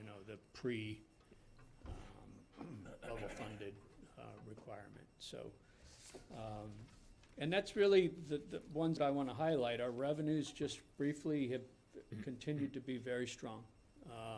Every year, we seem to be able to have an increase in our annual revenues, where we're over 1.6 this past year. And as you know and you see, our harbor's very popular, heavily used, and it's doing well. So if there's any questions, I'd be happy to answer. Excellent, thank you, John. Julie? Well, I haven't really recovered from Heinz, so I don't, other than to say that you've done such an amazing job, and John, you do such an amazing job as well. Heinz, we're gonna miss you terribly, and I can't even think of if you had to put into perspective all the different changes you've seen, just marine-wise. Yeah, absolutely. Right, in your time here, so, no, I just thank you both, you do a great job, and we'll feel it badly when you leave, so. Larry? I'll copy what Julie said. Great Tom? job. Oh, go ahead, finish, Larry. I'm done. Okay. Thank you, Mr. Chair. You have my personal gratitude to Heinz. I appreciate it. Moving over to John here. If you're expressing the expense for the electricity differently, you're expressing the income differently? Because it really, where we put it is just one thing, but if you were collecting money for it, it was offset. I'm expecting, the people looking at this are gonna be able to find the associated revenue now that you're booking the expenses. I think this is a question for Anne Marie. So in '23, we had an expense of 14,000, and it showed, and in '24, it shows negative 65,400. Oh, I'm sorry, 65,400, and then revenue, 0 in '23, 47,000 in '24. And that would be the, How do we arrive at those? In having conversation with the harbor master department, and letting them know that we are not supposed to be putting proper accounting, not putting receipts against expenditure. We just can't do that. I did send a memo to the board. We did address it at one point in our meetings. So, yes, the revenue was increased by the amount that they had tracked, as well as the expense. Does that answer? no, I understand. I just want to make sure the public understands that, because you're doing two things, not just one. You're expressing the charges against them. We track exactly how much revenue we collect from a revenue standpoint. So if you ask me how much we collected last year in revenues, I'd be able to tell you that. That, in the past, has been utilized to pay the electrical costs. And Anne Marie says we can't do that. And, we've been doing that for 11 years now, and if we want to change it, that's fine, but But what you collect exceeds the cost of what it costs to get the electricity. No, not always. Sometimes we're a little short, like I Okay. said. I mean, it's, Anne Marie, you had a comment? Or are you all set? I'm all set. Okay. As long as everybody understands it's a wash, but we're not showing anywhere what the expense was and what the revenue was discreetly in the prior years. I mean, it seems like to me it's an accounting thing, and I'm not an accountant, so No, that's if fine Anne with Marie me. I says just wanna make change it, we'll sure. change it. But I think we're certainly above board. What we collect goes into paying our electricity. Totally get it, but you know at town meeting, somebody's gonna say, Yes, why sir, is this Bob. up 117%? I That's don't the even reason. know where I left off at this point. Don was I'm not, done. you don't want me to go again. I'm going to Peter now. All right, Heinz, I remember when the Shellfish Labs first got started and how exciting it was and whatnot. And I do know over the years, the number of volunteers and even kids that have been involved, and it's just been a great thing, you know, to have that all happen. So congratulations. Hope you're gonna do something fun in retirement. There's a lot of other positions open within the town. We know. Preach, brother, The police are preach. looking for people. A whole bunch of them. I don't know if you want to, you know, be a police officer or whatever you'd like, but I mean, we're glad to have you back. So I mean, you know, I guess they call it double dipping maybe. I don't know what they call it, but anyhow.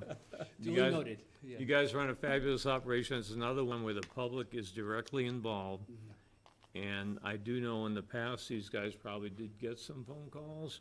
You know, I remember the days way back when we get into these big discussions about slips and who can get a slip and, you know, thinking about having moorings in Long Pond and all that kind of stuff. I think for the most part, that's all behind us and, you know, I won't say it's peace, love, and rock and roll, but you have a great operation going on down there. And everybody I run into really appreciates the value of that harbor and all the other work you guys do, so thank you very much. Thank you, thank you. With that, except for the electricity costs, I'm done. So, from my board at the table, So the electricity revenue might be $47,000? I can tell you for FY '22, our electricity revenue was $46,743.88. You were way off. Mr. Howell's benefit, it's on page 7. No, I don't care. You're showing up at town meeting, right? there you So go. that question's gonna come up. Explanation. Hey, Bob, do you have Or a anything? different way is that the net in the budget is 18.5 versus the 14 in expense in the prior ones. I just want to thank Heinz for his longtime service, and I have no questions. Okay, going out to TV land, Dana? I know you're in the water all the time now, so you must have some water-related questions? Recreation Yeah, ones? Heinz, I'm speaking from the retirement end. Take it and don't go back to any other jobs. Just take the retirement. Thank you very much for your service to the town. Thank you. Karen? No Good update. questions, thank you. Okay. Mark? Hey Heinz, good luck. I love dealing with you over the past few years. Just one question for John. Are you gonna have, last year I had a little issue with the credit card machine. I'd go there in the morning and they'd ask me to pay cash because it took so long to process. Any change in that situation? We have no problem, and we've never had a problem with our credit card system. I think you went in one time, and I think my watchstander said, we can do credit card, but it takes a little longer than paying cash. And so I'm not sure I understand what you're saying. We do credit cards, we do cash, we do checks, we do online payments, and anybody who comes in the office and pays, we provide a receipt. So I think we're good. Mark, you may have to check the balance on your credit cards, maybe. We don't know, but, you know, and by the All way, right, I do thank you. remember at the harbor when they first started using a credit card, and it was like, get out the abacus and we're gonna start doing this. So we've come a long way, I mean, I think, as far as how we handle payments, if you will, make it easier for the customers, so, and that's what it's all about. So. All right, we're good. Heinz, thank you. Doesn't have to come back to work, but we have a lot of voluntary committees you can be on. Okay. Dana can walk you through that process. The group that's not represented, clearly you've touched a lot of people, but the group that I remember is taking the school kids to the lab. And watching their amazement in what you did. So you touched an awful lot of people in this town, and thank you. That lab has been running since '94. I started in '98 doing that. And it was really cool to have fifth graders go through that. And then at high school, apply and work and go, I remember being here as a fifth grader. That was really cool. And we get people from, I usually introduce myself and say, are you from Dennis or Denmark? Because people come from everywhere. And some people are very well versed in shellfish and aquaculture, what's going on. And I've had people look into these little silos and say, so the clams must be buried under all that sand. No, those are the clams, So it has a wide variety and something Howard should really be proud of because it's a really cool, unique location to have and something that we, as the department, have maintained and done well, thanks. Well, we all asked John about his electricity. Does Yeah. anyone have any questions for Heinz on his last budget? No. Okay. I reserve a moment to take a comment. Go ahead. First of all, for Heinz, I left the opening for the dad joke. He didn't take it, so he's gonna force me to do the one that I could tell him, and that was the new business that had the sign that said frog parking only. All others will be towed. And then as they walk away, I will say this, my Heinz story goes You'll back have to to take COVID. that, Heinz. And we've talked about the volunteers that he's always relied upon. And I remember distinctly, we were still operating out of the Emergency Operations Center. And I had a conversation with Heinz because we were concerned, how are we gonna keep his lab going? And so he said, I found the perfect situation for volunteers. It's a married couple and they're still willing to work together in the building, and they could do it because they were in the same pod. And so that's why he was able to switch up his volunteers, find a couple that were already together, and kept the situation going without missing a beat. So, thank you. And John, thank you for giving some time to your colleague and for what you and your team do on our budget. Thanks. Thanks. Have a good afternoon, guys. So last on our printed schedule, but not last, we have our Recreation and Youth Director coming forward. So in your munis reports, General Ledger Expense Report, page 19, and General Ledger Review, Revenue, I never said this right today, page 7, and with that, we've got Eric Beebe here. I will tell you that Eric had a line item that I consider to be of a level of enhancement of service of about just over $6,000 that I incorporated into his expense line rather than treat it as a enhancement of service.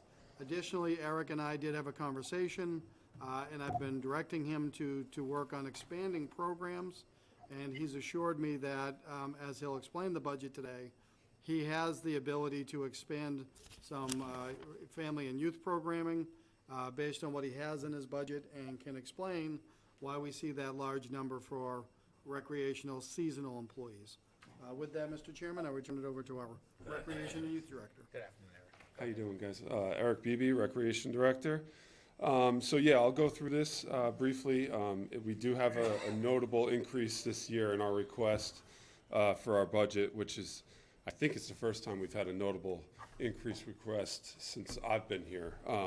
But the biggest part is the seasonal, and there's a couple reasons for that. One thing is we've been highly successful with keeping our lifeguards, beach staff, which is really important to town here. We want to keep it that way. There's a couple different things that factor into the amount of money we're asking for. We want to stay ahead of the minimum wage curve. We want to stay competitive with other towns. We want to keep the lifeguards wanting to come back to us. It's a good atmosphere we have in the summers. We train in-house, which is a huge part of it, but money always becomes a part as well, and what we can pay hourly. So that's one part of it. We're also expecting a very veteran staff this year based on what we've gotten back for returning staff so far. We'll know better by the end of this month exactly who's coming back and who's not, and who we have to hire new. But it looks like we're going to have a very veteran staff, which means a staff that's going to be on the higher end of our pay scale going forward. We also would like to, we saw some major emergencies this year, which were all handled great by our staff. But we want to increase the number of lifeguards, especially, that we put out there every day on the beaches. We've never slacked in what we've had out there safety-wise, but we think the more the better. If we could add another person here and there, especially to beaches like Red River, Bank Street that are super full, we're seeing huge numbers, bigger than we've ever seen. You know, after COVID, people came back in force. So the more staff we have there, the more safety personnel, the better. So that basically accounts for our seasonal. We do plan to have the full beach staff, including lifeguards, gate attendants, parking enforcement officers. So we should have a good year. We expect, you know, like I said, a full staff. We are going to train in-house again. We're recertifying old staff, and we're going to be certifying new staff. And that's thanks to Sue Frazier and our staff that's certified to certify people, which is a huge benefit for us. The other part of our budget, our expense budget that Joe remarked on, is also an increase. And that enhancement of services, a big part of that is online registrations. We want to really get a little more tech savvy in the rec department. We love having people come in and sign up. We love having face-to-face. But the way it is now, and I know myself with my kids, sometimes it's just easier to sign up at home. And with that comes online registration programs. With that, there's a cost. So we've been researching all different types, all different companies. We had 3 demos this week. You're looking at, you know, around $3,000 to $5,000 for a setup, and then there's an annual fee of at least $3,000, depending on the company we go with ultimately. So that's the addition to expenses, and that's what Joe brought up. That will help us expand even more with our programming for youth, adults, seniors, across the board. The more accessible it is, the more people we get in. As far as our year-round staff, that's the third part of our budget. That's pretty static. We have a new part-time program specialist this year, Phyllis Cudmore, replaced Garrett Murphy, who had been with us for about 12 years. She's been a great addition so far. We also have a new, to us, administrative assistant in Elaine Banta. She's been with the town for a long time, but she's been great for us. And then, other than that, I've been here about 18 years, and Sue Frazier's been with us about 35 plus. So we have a good mix of new and seasoned and experienced, and you know, everything else that comes along with our year-round staff is contractual agreements, things like that. So like I said, there is an increase. We feel that the increase will benefit the department and the town seasonally with safety measures on the beaches, accounting for, there's a lot of things we can't account for, like how many rain days we'll have, things like that. There's no way to know. But it'll help us with our safety measures, and it'll help us further increase and expand programming going forward in our expense side. So. Excellent. Thank you, Joe. Very quickly, the director had mentioned minimum wage. I want to emphasize that we were made aware that the Commonwealth did a 2-year increase 1 year, increase the second year. And I can't speak to prior years, but the legislation that corresponded with that, they emphasized that municipalities could not and would not be exempt.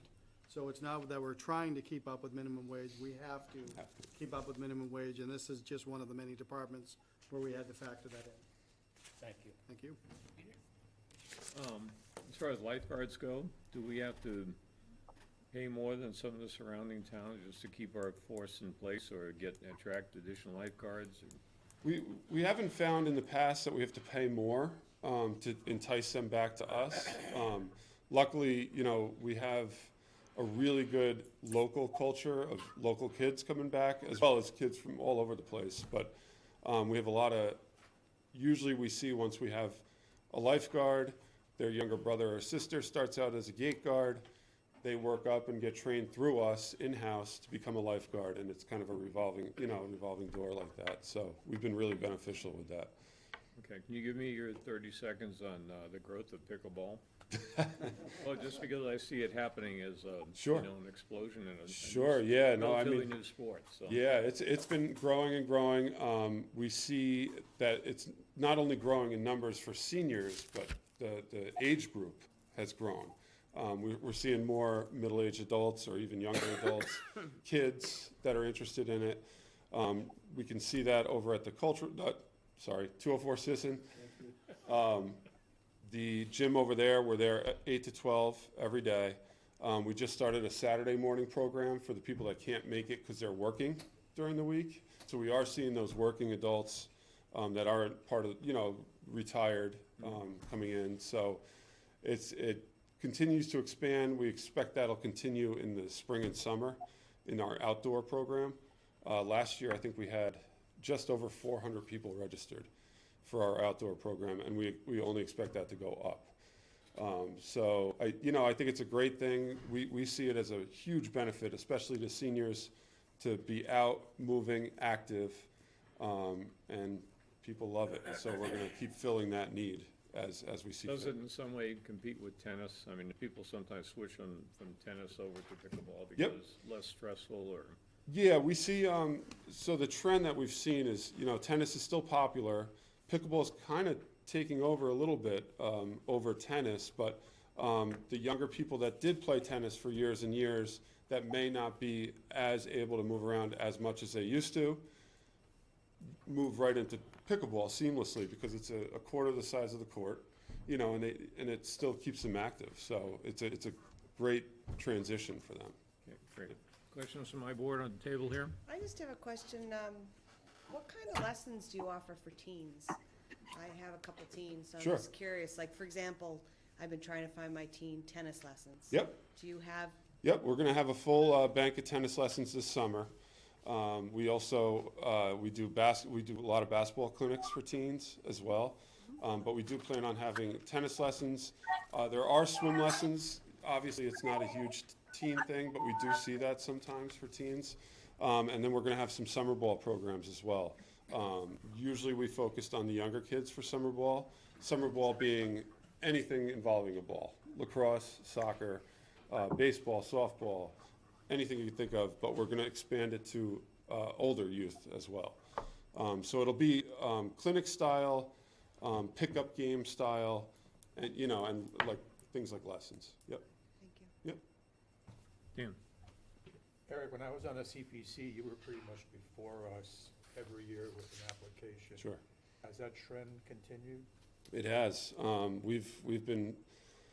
It's been a huge benefit to the department, the CPC, and over the years, I think in my time here, we've had over $3 million in projects that have gone into the recreation jurisdiction properties around town that have been huge for programming and just the town in general.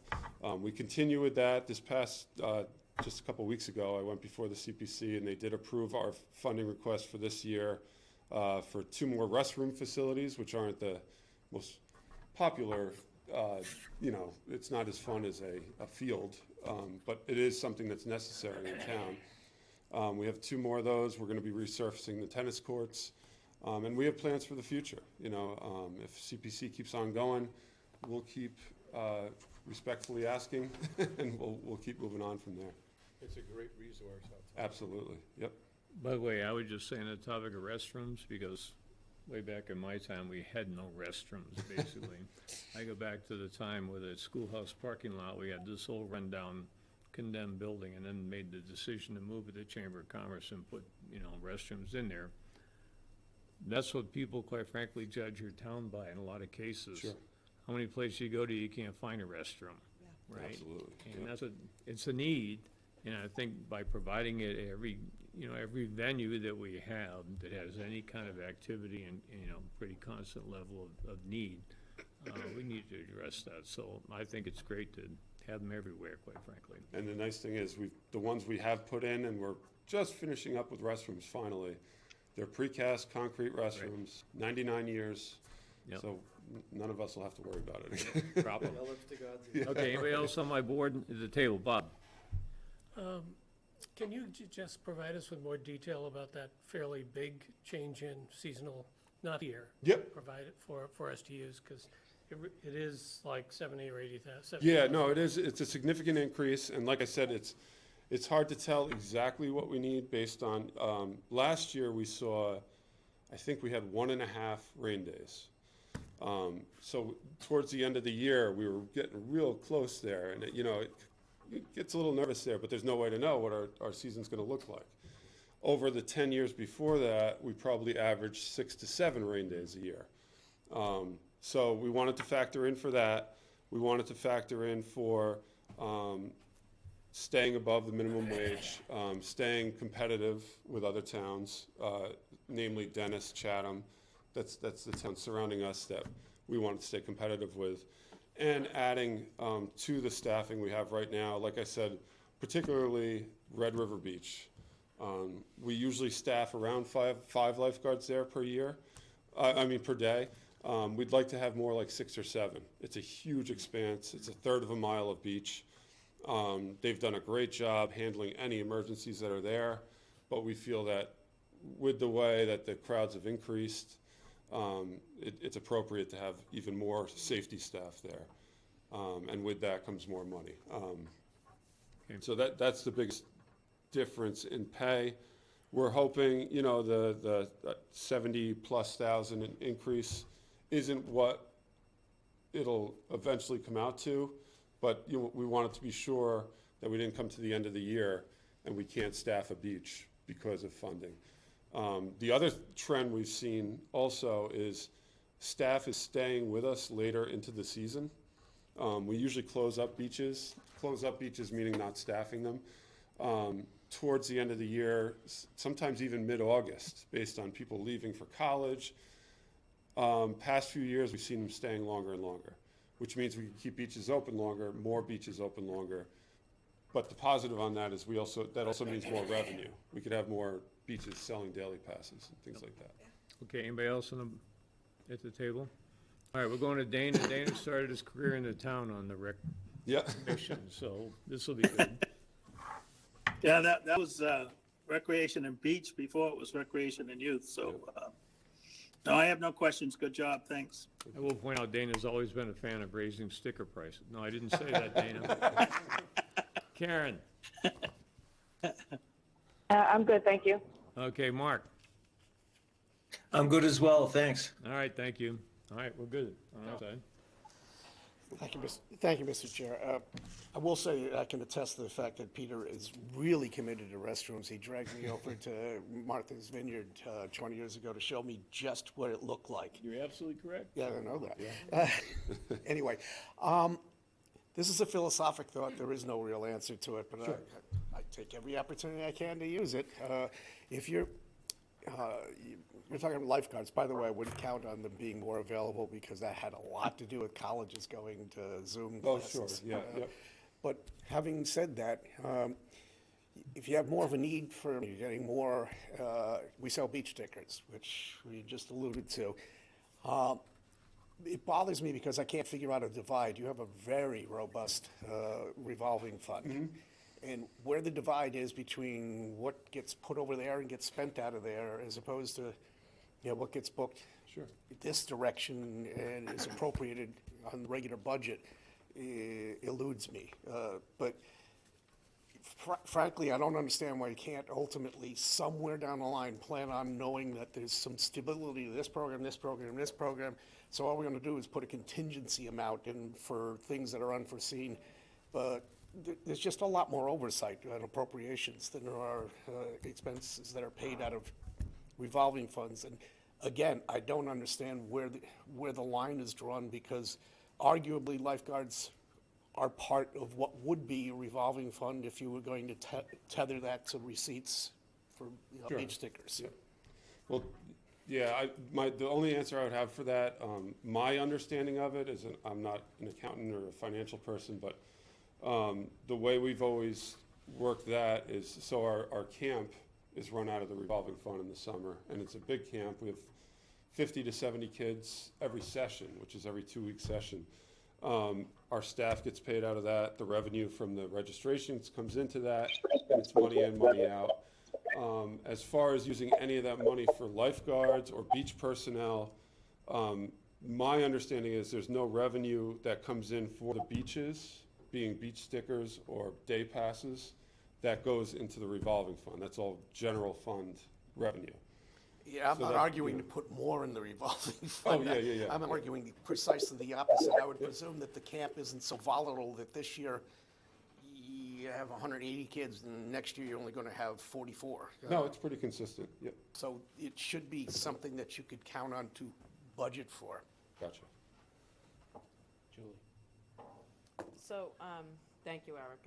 I'm good with your info, and obviously you need to increase the wages. The seasonal is important, and we don't want to be in that situation where we can't get Sure. enough staff. Do you have, and I can't recall, the food trucks and stuff at the beach, is that Yep. under your purview? Yep, we do. So how's that looking for you? Good, we're under contract, we're currently under an ice cream vendor contract, that's for all the beaches.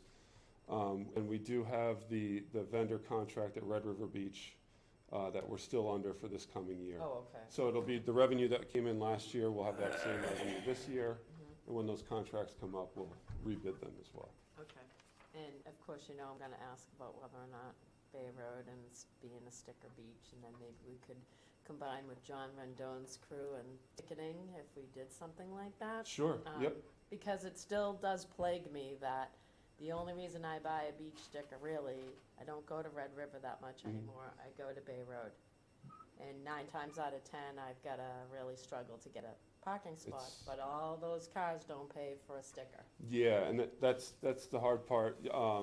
We do, we have funding in our budget for 1.5 positions for parking officers. We do ticketing, so that's, certainly could be put on our daily rounds. Yeah. I think it's important. I think currently there's, I think it, on the website, it does say that it's a town Yep. beach, Yep. right? And I know that John had told us, last year, I think it was the first year, that, Town Cove was now only residents. Mhm. And so they're gonna be ticketing. Sure. So if there was some sort of concerted effort, I Yeah. think it at least helps those of us who live in town who wanna use that beach. We have a better chance at getting Getting the spot, sure, yep, absolutely. They're all out there clamming. Not anymore with Heinz gone. Larry? Thank you, Eric. I need to raise a concern. One of the concerns I get from people during last summer especially was Bank Street, the boardwalk going to the water is covered with sand, which becomes a slippery and dangerous situation. So I hope this summer, maybe every morning, you can brush that off. We actually addressed that. We do have a beach monitor now. We had it last year too, that would use a broom, but it was, we just ordered a leaf blower. Okay. So we're gonna have somebody going around with a leaf blower this year, which will make them get to each beach even quicker. Okay. So that should help. Okay. That should help. Yep, thank you. I have no questions. Great job. I think some towns are starting to offer signing bonuses for lifeguards, so. Yeah, yep. I know Yep. a lot of towns are not in our position. No, yep. Anything else, Peter? Thank you very much. Thanks, Eric.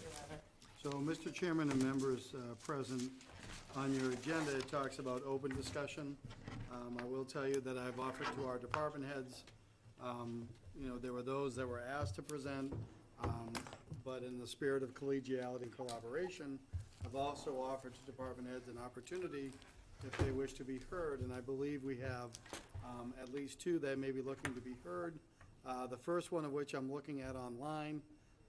I saw you earlier, Sheila, but are you looking to present? Because I know that Sheila has some impactful things to offer. Is today. Sheila Howe? Sheila House for House, yeah. our Family and Youth Services Director.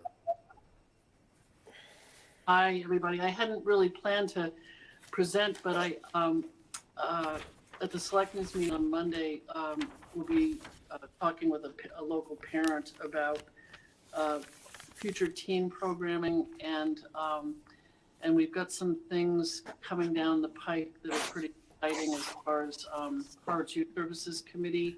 I can't talk about the project yet, but it's going to involve a wilderness aspect to it, hopefully. So that's very exciting. Other than that, it's been extremely busy year. There's, there's a lot of kids struggling out there, so really glad to be able to be one of the many people in town that supports them. So, Mr. Chairman, if I could, Sheila, was there anything else you wanted to make everybody aware of? Otherwise, if you leave it to me, I will talk for the next 20 minutes. All right. So I am going to be retiring as of the end of May after 22 plus years. What? You going on a road trip with Heinz? Oh, you're going to see me all the time around town, no doubt, because I'm involved with a lot of nonprofits, and but I'm looking forward to having some time to creating some stuff, writing grants, maybe doing a little traveling. But yeah, so I'm going to be retiring sometime in May. Mr. Chairman, I would ask you for the indulgence you gave me with Heinz. You have it. And very similar terms, what I would say is we as a town are blessed to have, just from every level of operation, great employees, and Sheila's right there in the middle of that. There are more folks in this room that can speak far better than I to the value that Sheila brought in creating our Youth and Family Services Department. And so, much like with Heinz, we have a person who has been the program for the entirety of the program. And so, not just because it's Sheila and we're gonna have her taking her choice to enjoy life. And we take the burden of making sure we carry forward what she built. But it's not just a person retiring, and in this instance, it is the person who is the program stepping away. And I'm always mindful when we have these retirements, and the Board of Selectmen know that whenever we have any position that becomes vacant, although we're advertising for Sheila's replacement because of the time frame, we should have a conversation. Folks in this room can speak better than I, what was happening in Harwich that led our town to commit to this program and having someone of Sheila's stature and background. And as you heard Sheila just mention, it's not getting any easier out there. And so I do want us to have a conversation as a community, as Sheila transitions to retirement, what else, if anything, can we be doing to enhance youth and family services and build off of what Sheila has built? And unlike Heinz, who might be going to a land of 1,000 lakes, Sheila just told us she's going to be in the town of, 13 lakes or however many beaches. So we'll still have her here as a resource to rely upon, but let's strike now while we have her. Secondarily to that, the Board of Selectmen knows that I'll be talking to them Monday evening about some requests for proposals I'm working on, in theory, until the board makes it a practice. But one of them deals with social services and human services. And it's something that Sheila and I have been talking about that I do want to keep it under wraps for right now. But with her announcement and her retirement, I think we should try to have a conversation as a community as how do we make sure the Youth and Family Services Program that was born out of tragedy continues and perhaps grows, because we're in a time now of unprecedented mental health need.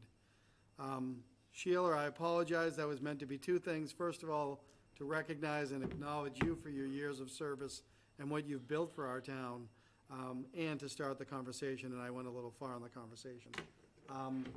Sheila will be tremendously missed, but I have taken her up on her offer that there are things she might be able to provide, and I heard members talk about committees and everything else.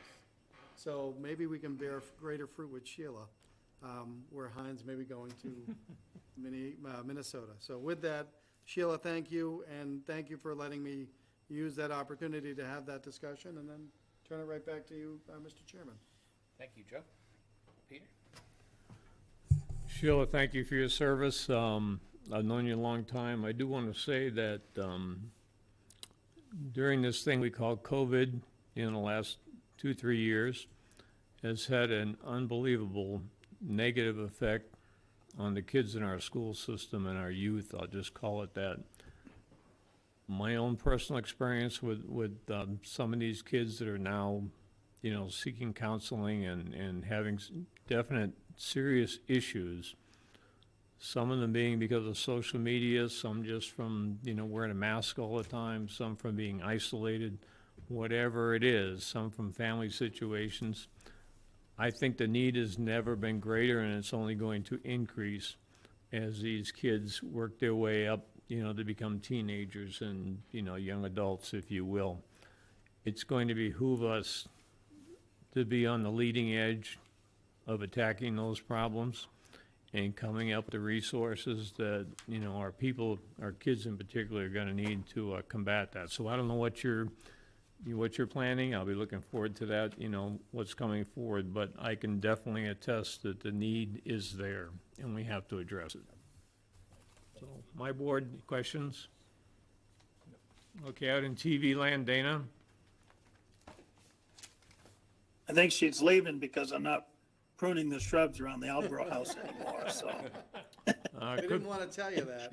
It could be that. Sheila, we're gonna miss you, and, the next time I see you at the dump, we'll just both be citizens. That will be different. There you go. Karen? No, I'm good, thank you. Okay, Mark Kelleher?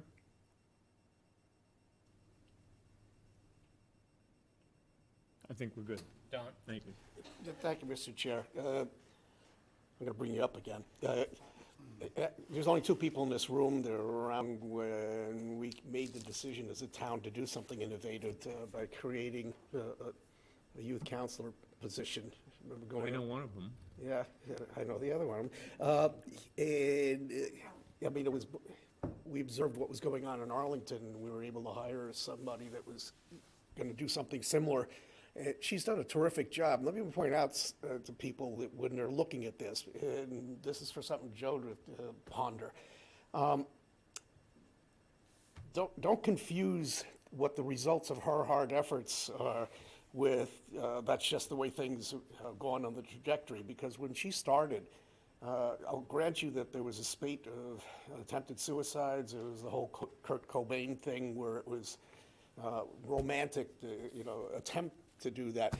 But since that point in time, the fact that she's been able to do what she's done with no staff, just some support, is amazing, because today we have Instagram, we've got online bullying, we've got a whole heck of a lot of stuff that just simply didn't exist when she started, but the results are better now than when she started, and that's wholly due to efforts like hers.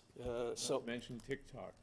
yeah, that's so. I mean, but that's the whole point, is that there's a myriad of problems out there. If we think that just because everything's great now, that it's just because everything's great, they're fooling themselves. It has to do with a lot of hard effort that was done without us watching it. So, thank you, Sheila. Julie? Thank you. Sheila, I just would like. There's nothing Oh, with sorry. Go kids. ahead. No, go ahead. Go ahead, Sheila. There's nothing better than working with teenagers. I know a lot of people don't get that sentence, but Taught driver's ed, I understand exactly what you're saying. Go ahead, Julie.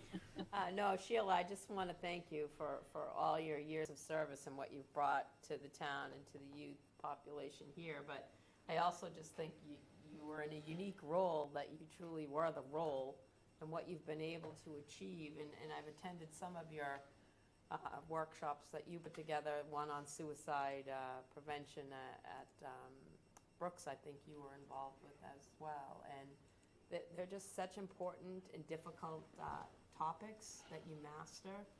And I hope that whatever we hear from Joe, we're able to extend those services. To Peter's point, our kids are under tremendous pressure, not just COVID related, but certainly worsened by COVID. So again, thank you for all your hard work and just your unique perspective on things. I think that the town has really benefited from. Thanks. Harry? No, I'll pile on. Thank you, Sheila. Job well done. Yeah, likewise. Thank you, Sheila. Great job, and you will be missed. Thanks. Mr. Chairman, again with the open invitation, I do see our Council on Aging Director. Julie, did you want to present, or are you just present? So then I want to thank her, because first of all, she's been here for the afternoon. So we've been joined this morning by several of our department heads who sat in but did not present. You heard me reference Paul Halkiotis.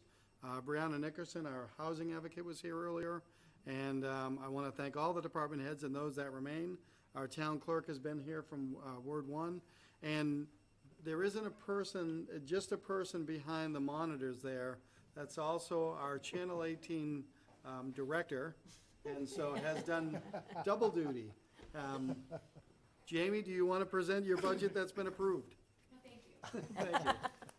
And for those who have stayed. So the only other open discussion I have is on next steps.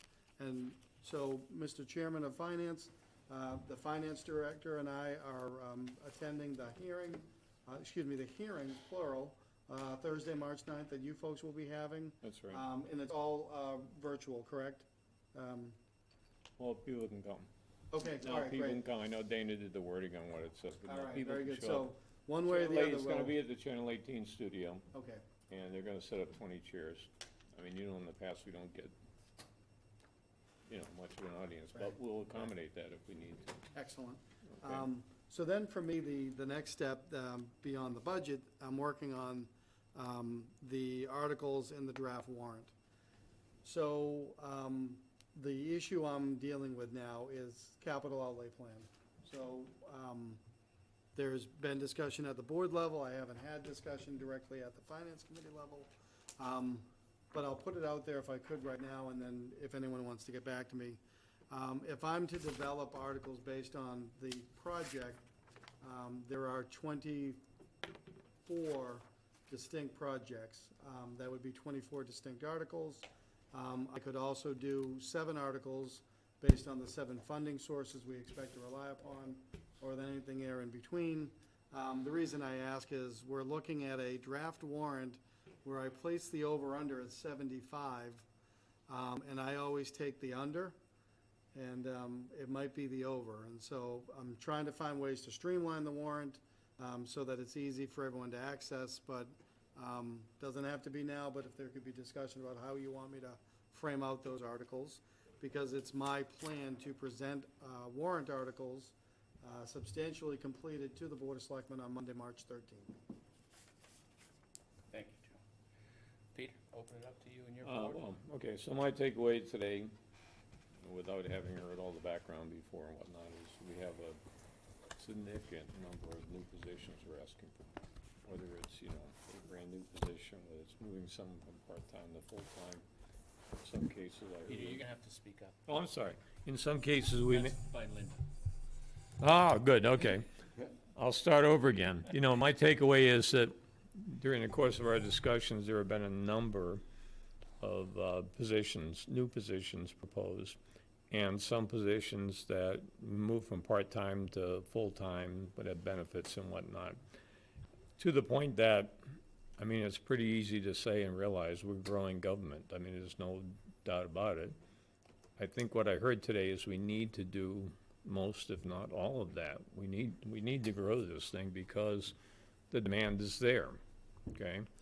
So then the question becomes, how do we educate the public on that, and how do we move forward? My philosophy from day one, way back when, has always been to put those things in articles so that people at town meeting can vote up or down on what you want to do, and get their buy-in, because it's their money, it's their government, it's their town, and they get to make the decision, do I want that service, or do I, has the case been made that that's a valid opportunity or need, if you will. So that's what, that's the way I see it, not everybody else. We haven't had that discussion on my board. You guys may have not discussed that, but it's significant numbers of bodies. It's certainly at this point in time. Having said that, you know, I definitely see the need there, and, you know, you can see it in the people that are asking for those positions. They need these things, and I think it's up to us to figure out how best to get it approved at town meeting, whether it's in the budget, whether it's in warrant article or articles. We may want to develop a pecking order as to what the most important priority is, or priorities going forward. These things all need to be addressed and discussed. I don't have the answer today, but that was my takeaway today. I also heard that it's difficult getting employees in a lot of cases. And I understand that. I mean, that's, you know, it's countrywide. And we're competing with everybody else, quite frankly, for a lot of these things. So that was my takeaway. I don't know if anybody else has comment or comments up and down, or, It'd be handy to tie the line items in Munis to like the articles and the explanations, and, you know, we changed the accounting rule here, so we broke this into revenue and expense and stuff like that. And more importantly, there are 24 lakes in Harwich, 24 ponds in Harwich, which the town librarian may correct me on, and 0 lakes. anybody out there? And Dana, do you have anything, general comments or observations, or?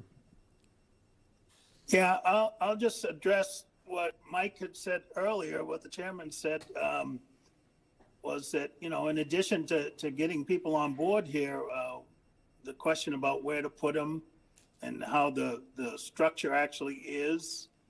I know that's a board and town administrator decision, but it does impact the finances and so forth, and it just impacts how smoothly we can transition to getting new bodies in and so forth. So I think that we as a committee want to be as interested in that as possible.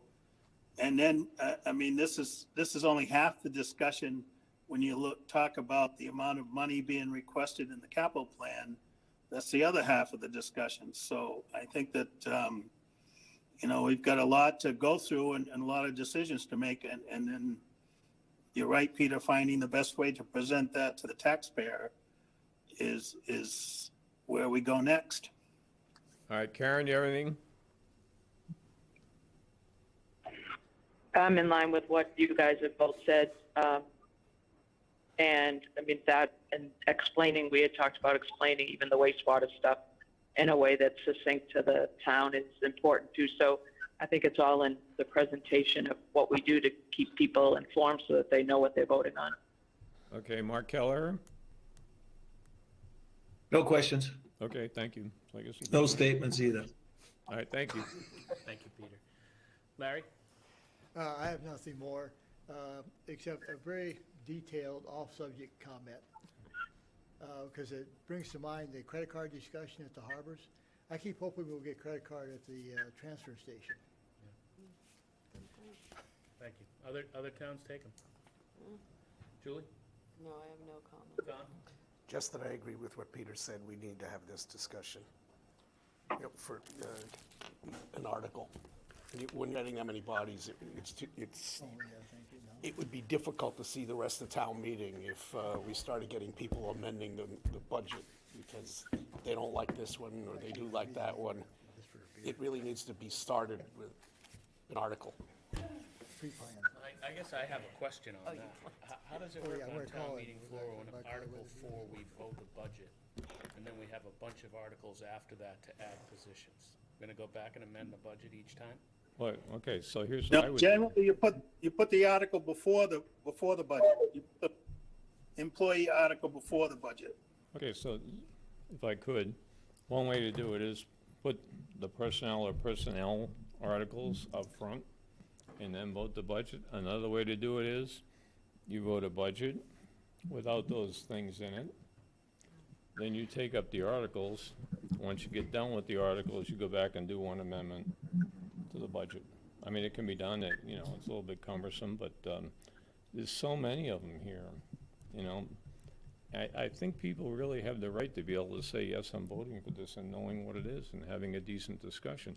But I also think it's important if we come up with those personnel articles that we're in not lockstep, but an agreement as to, you know, we're going forward with these things, because the power of the Board of Selectmen and the Finance Committee at town meeting is being, together on what we're, on any article, quite frankly, as you know, but as what we're pushing and saying, okay, this is what our government's gonna look like next year.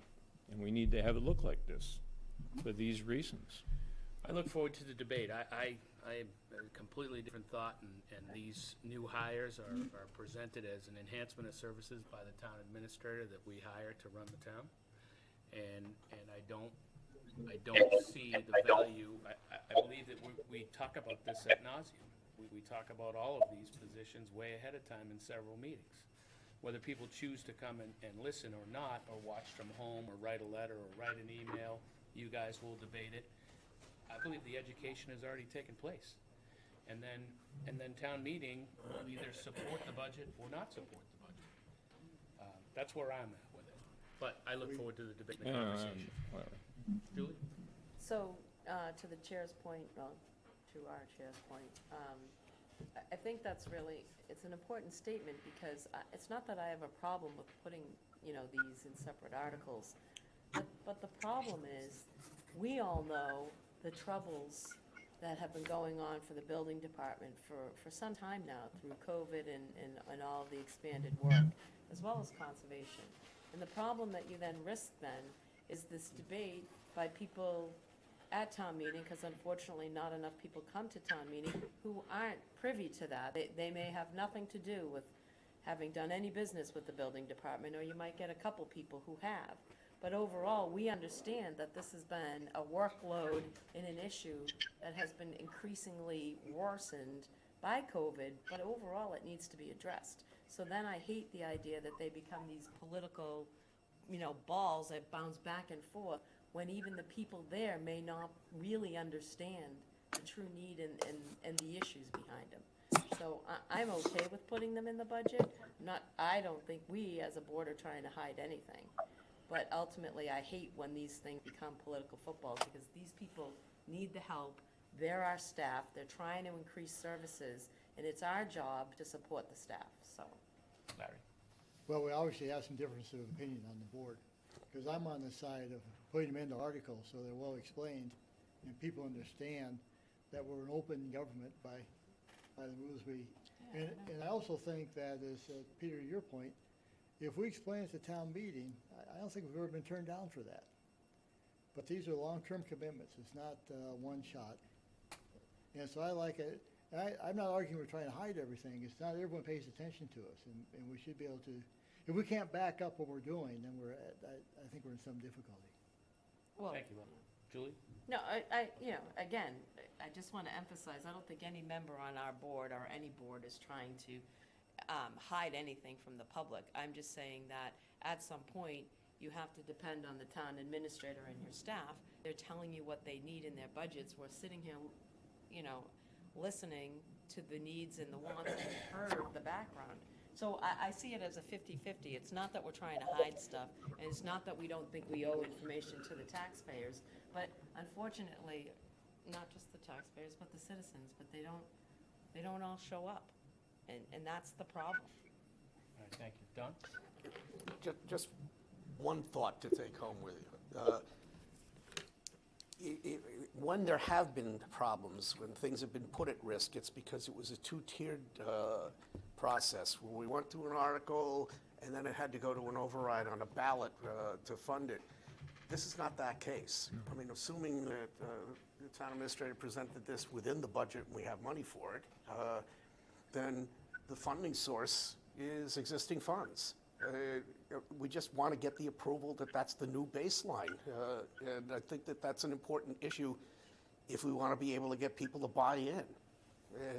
It's not like the money isn't there and that you can't say, we just want to identify this discreetly so that it's not buried in something which we all know takes about 8 to 12 minutes to vote $70 million. And then we'll argue ad infinitum about 1,500.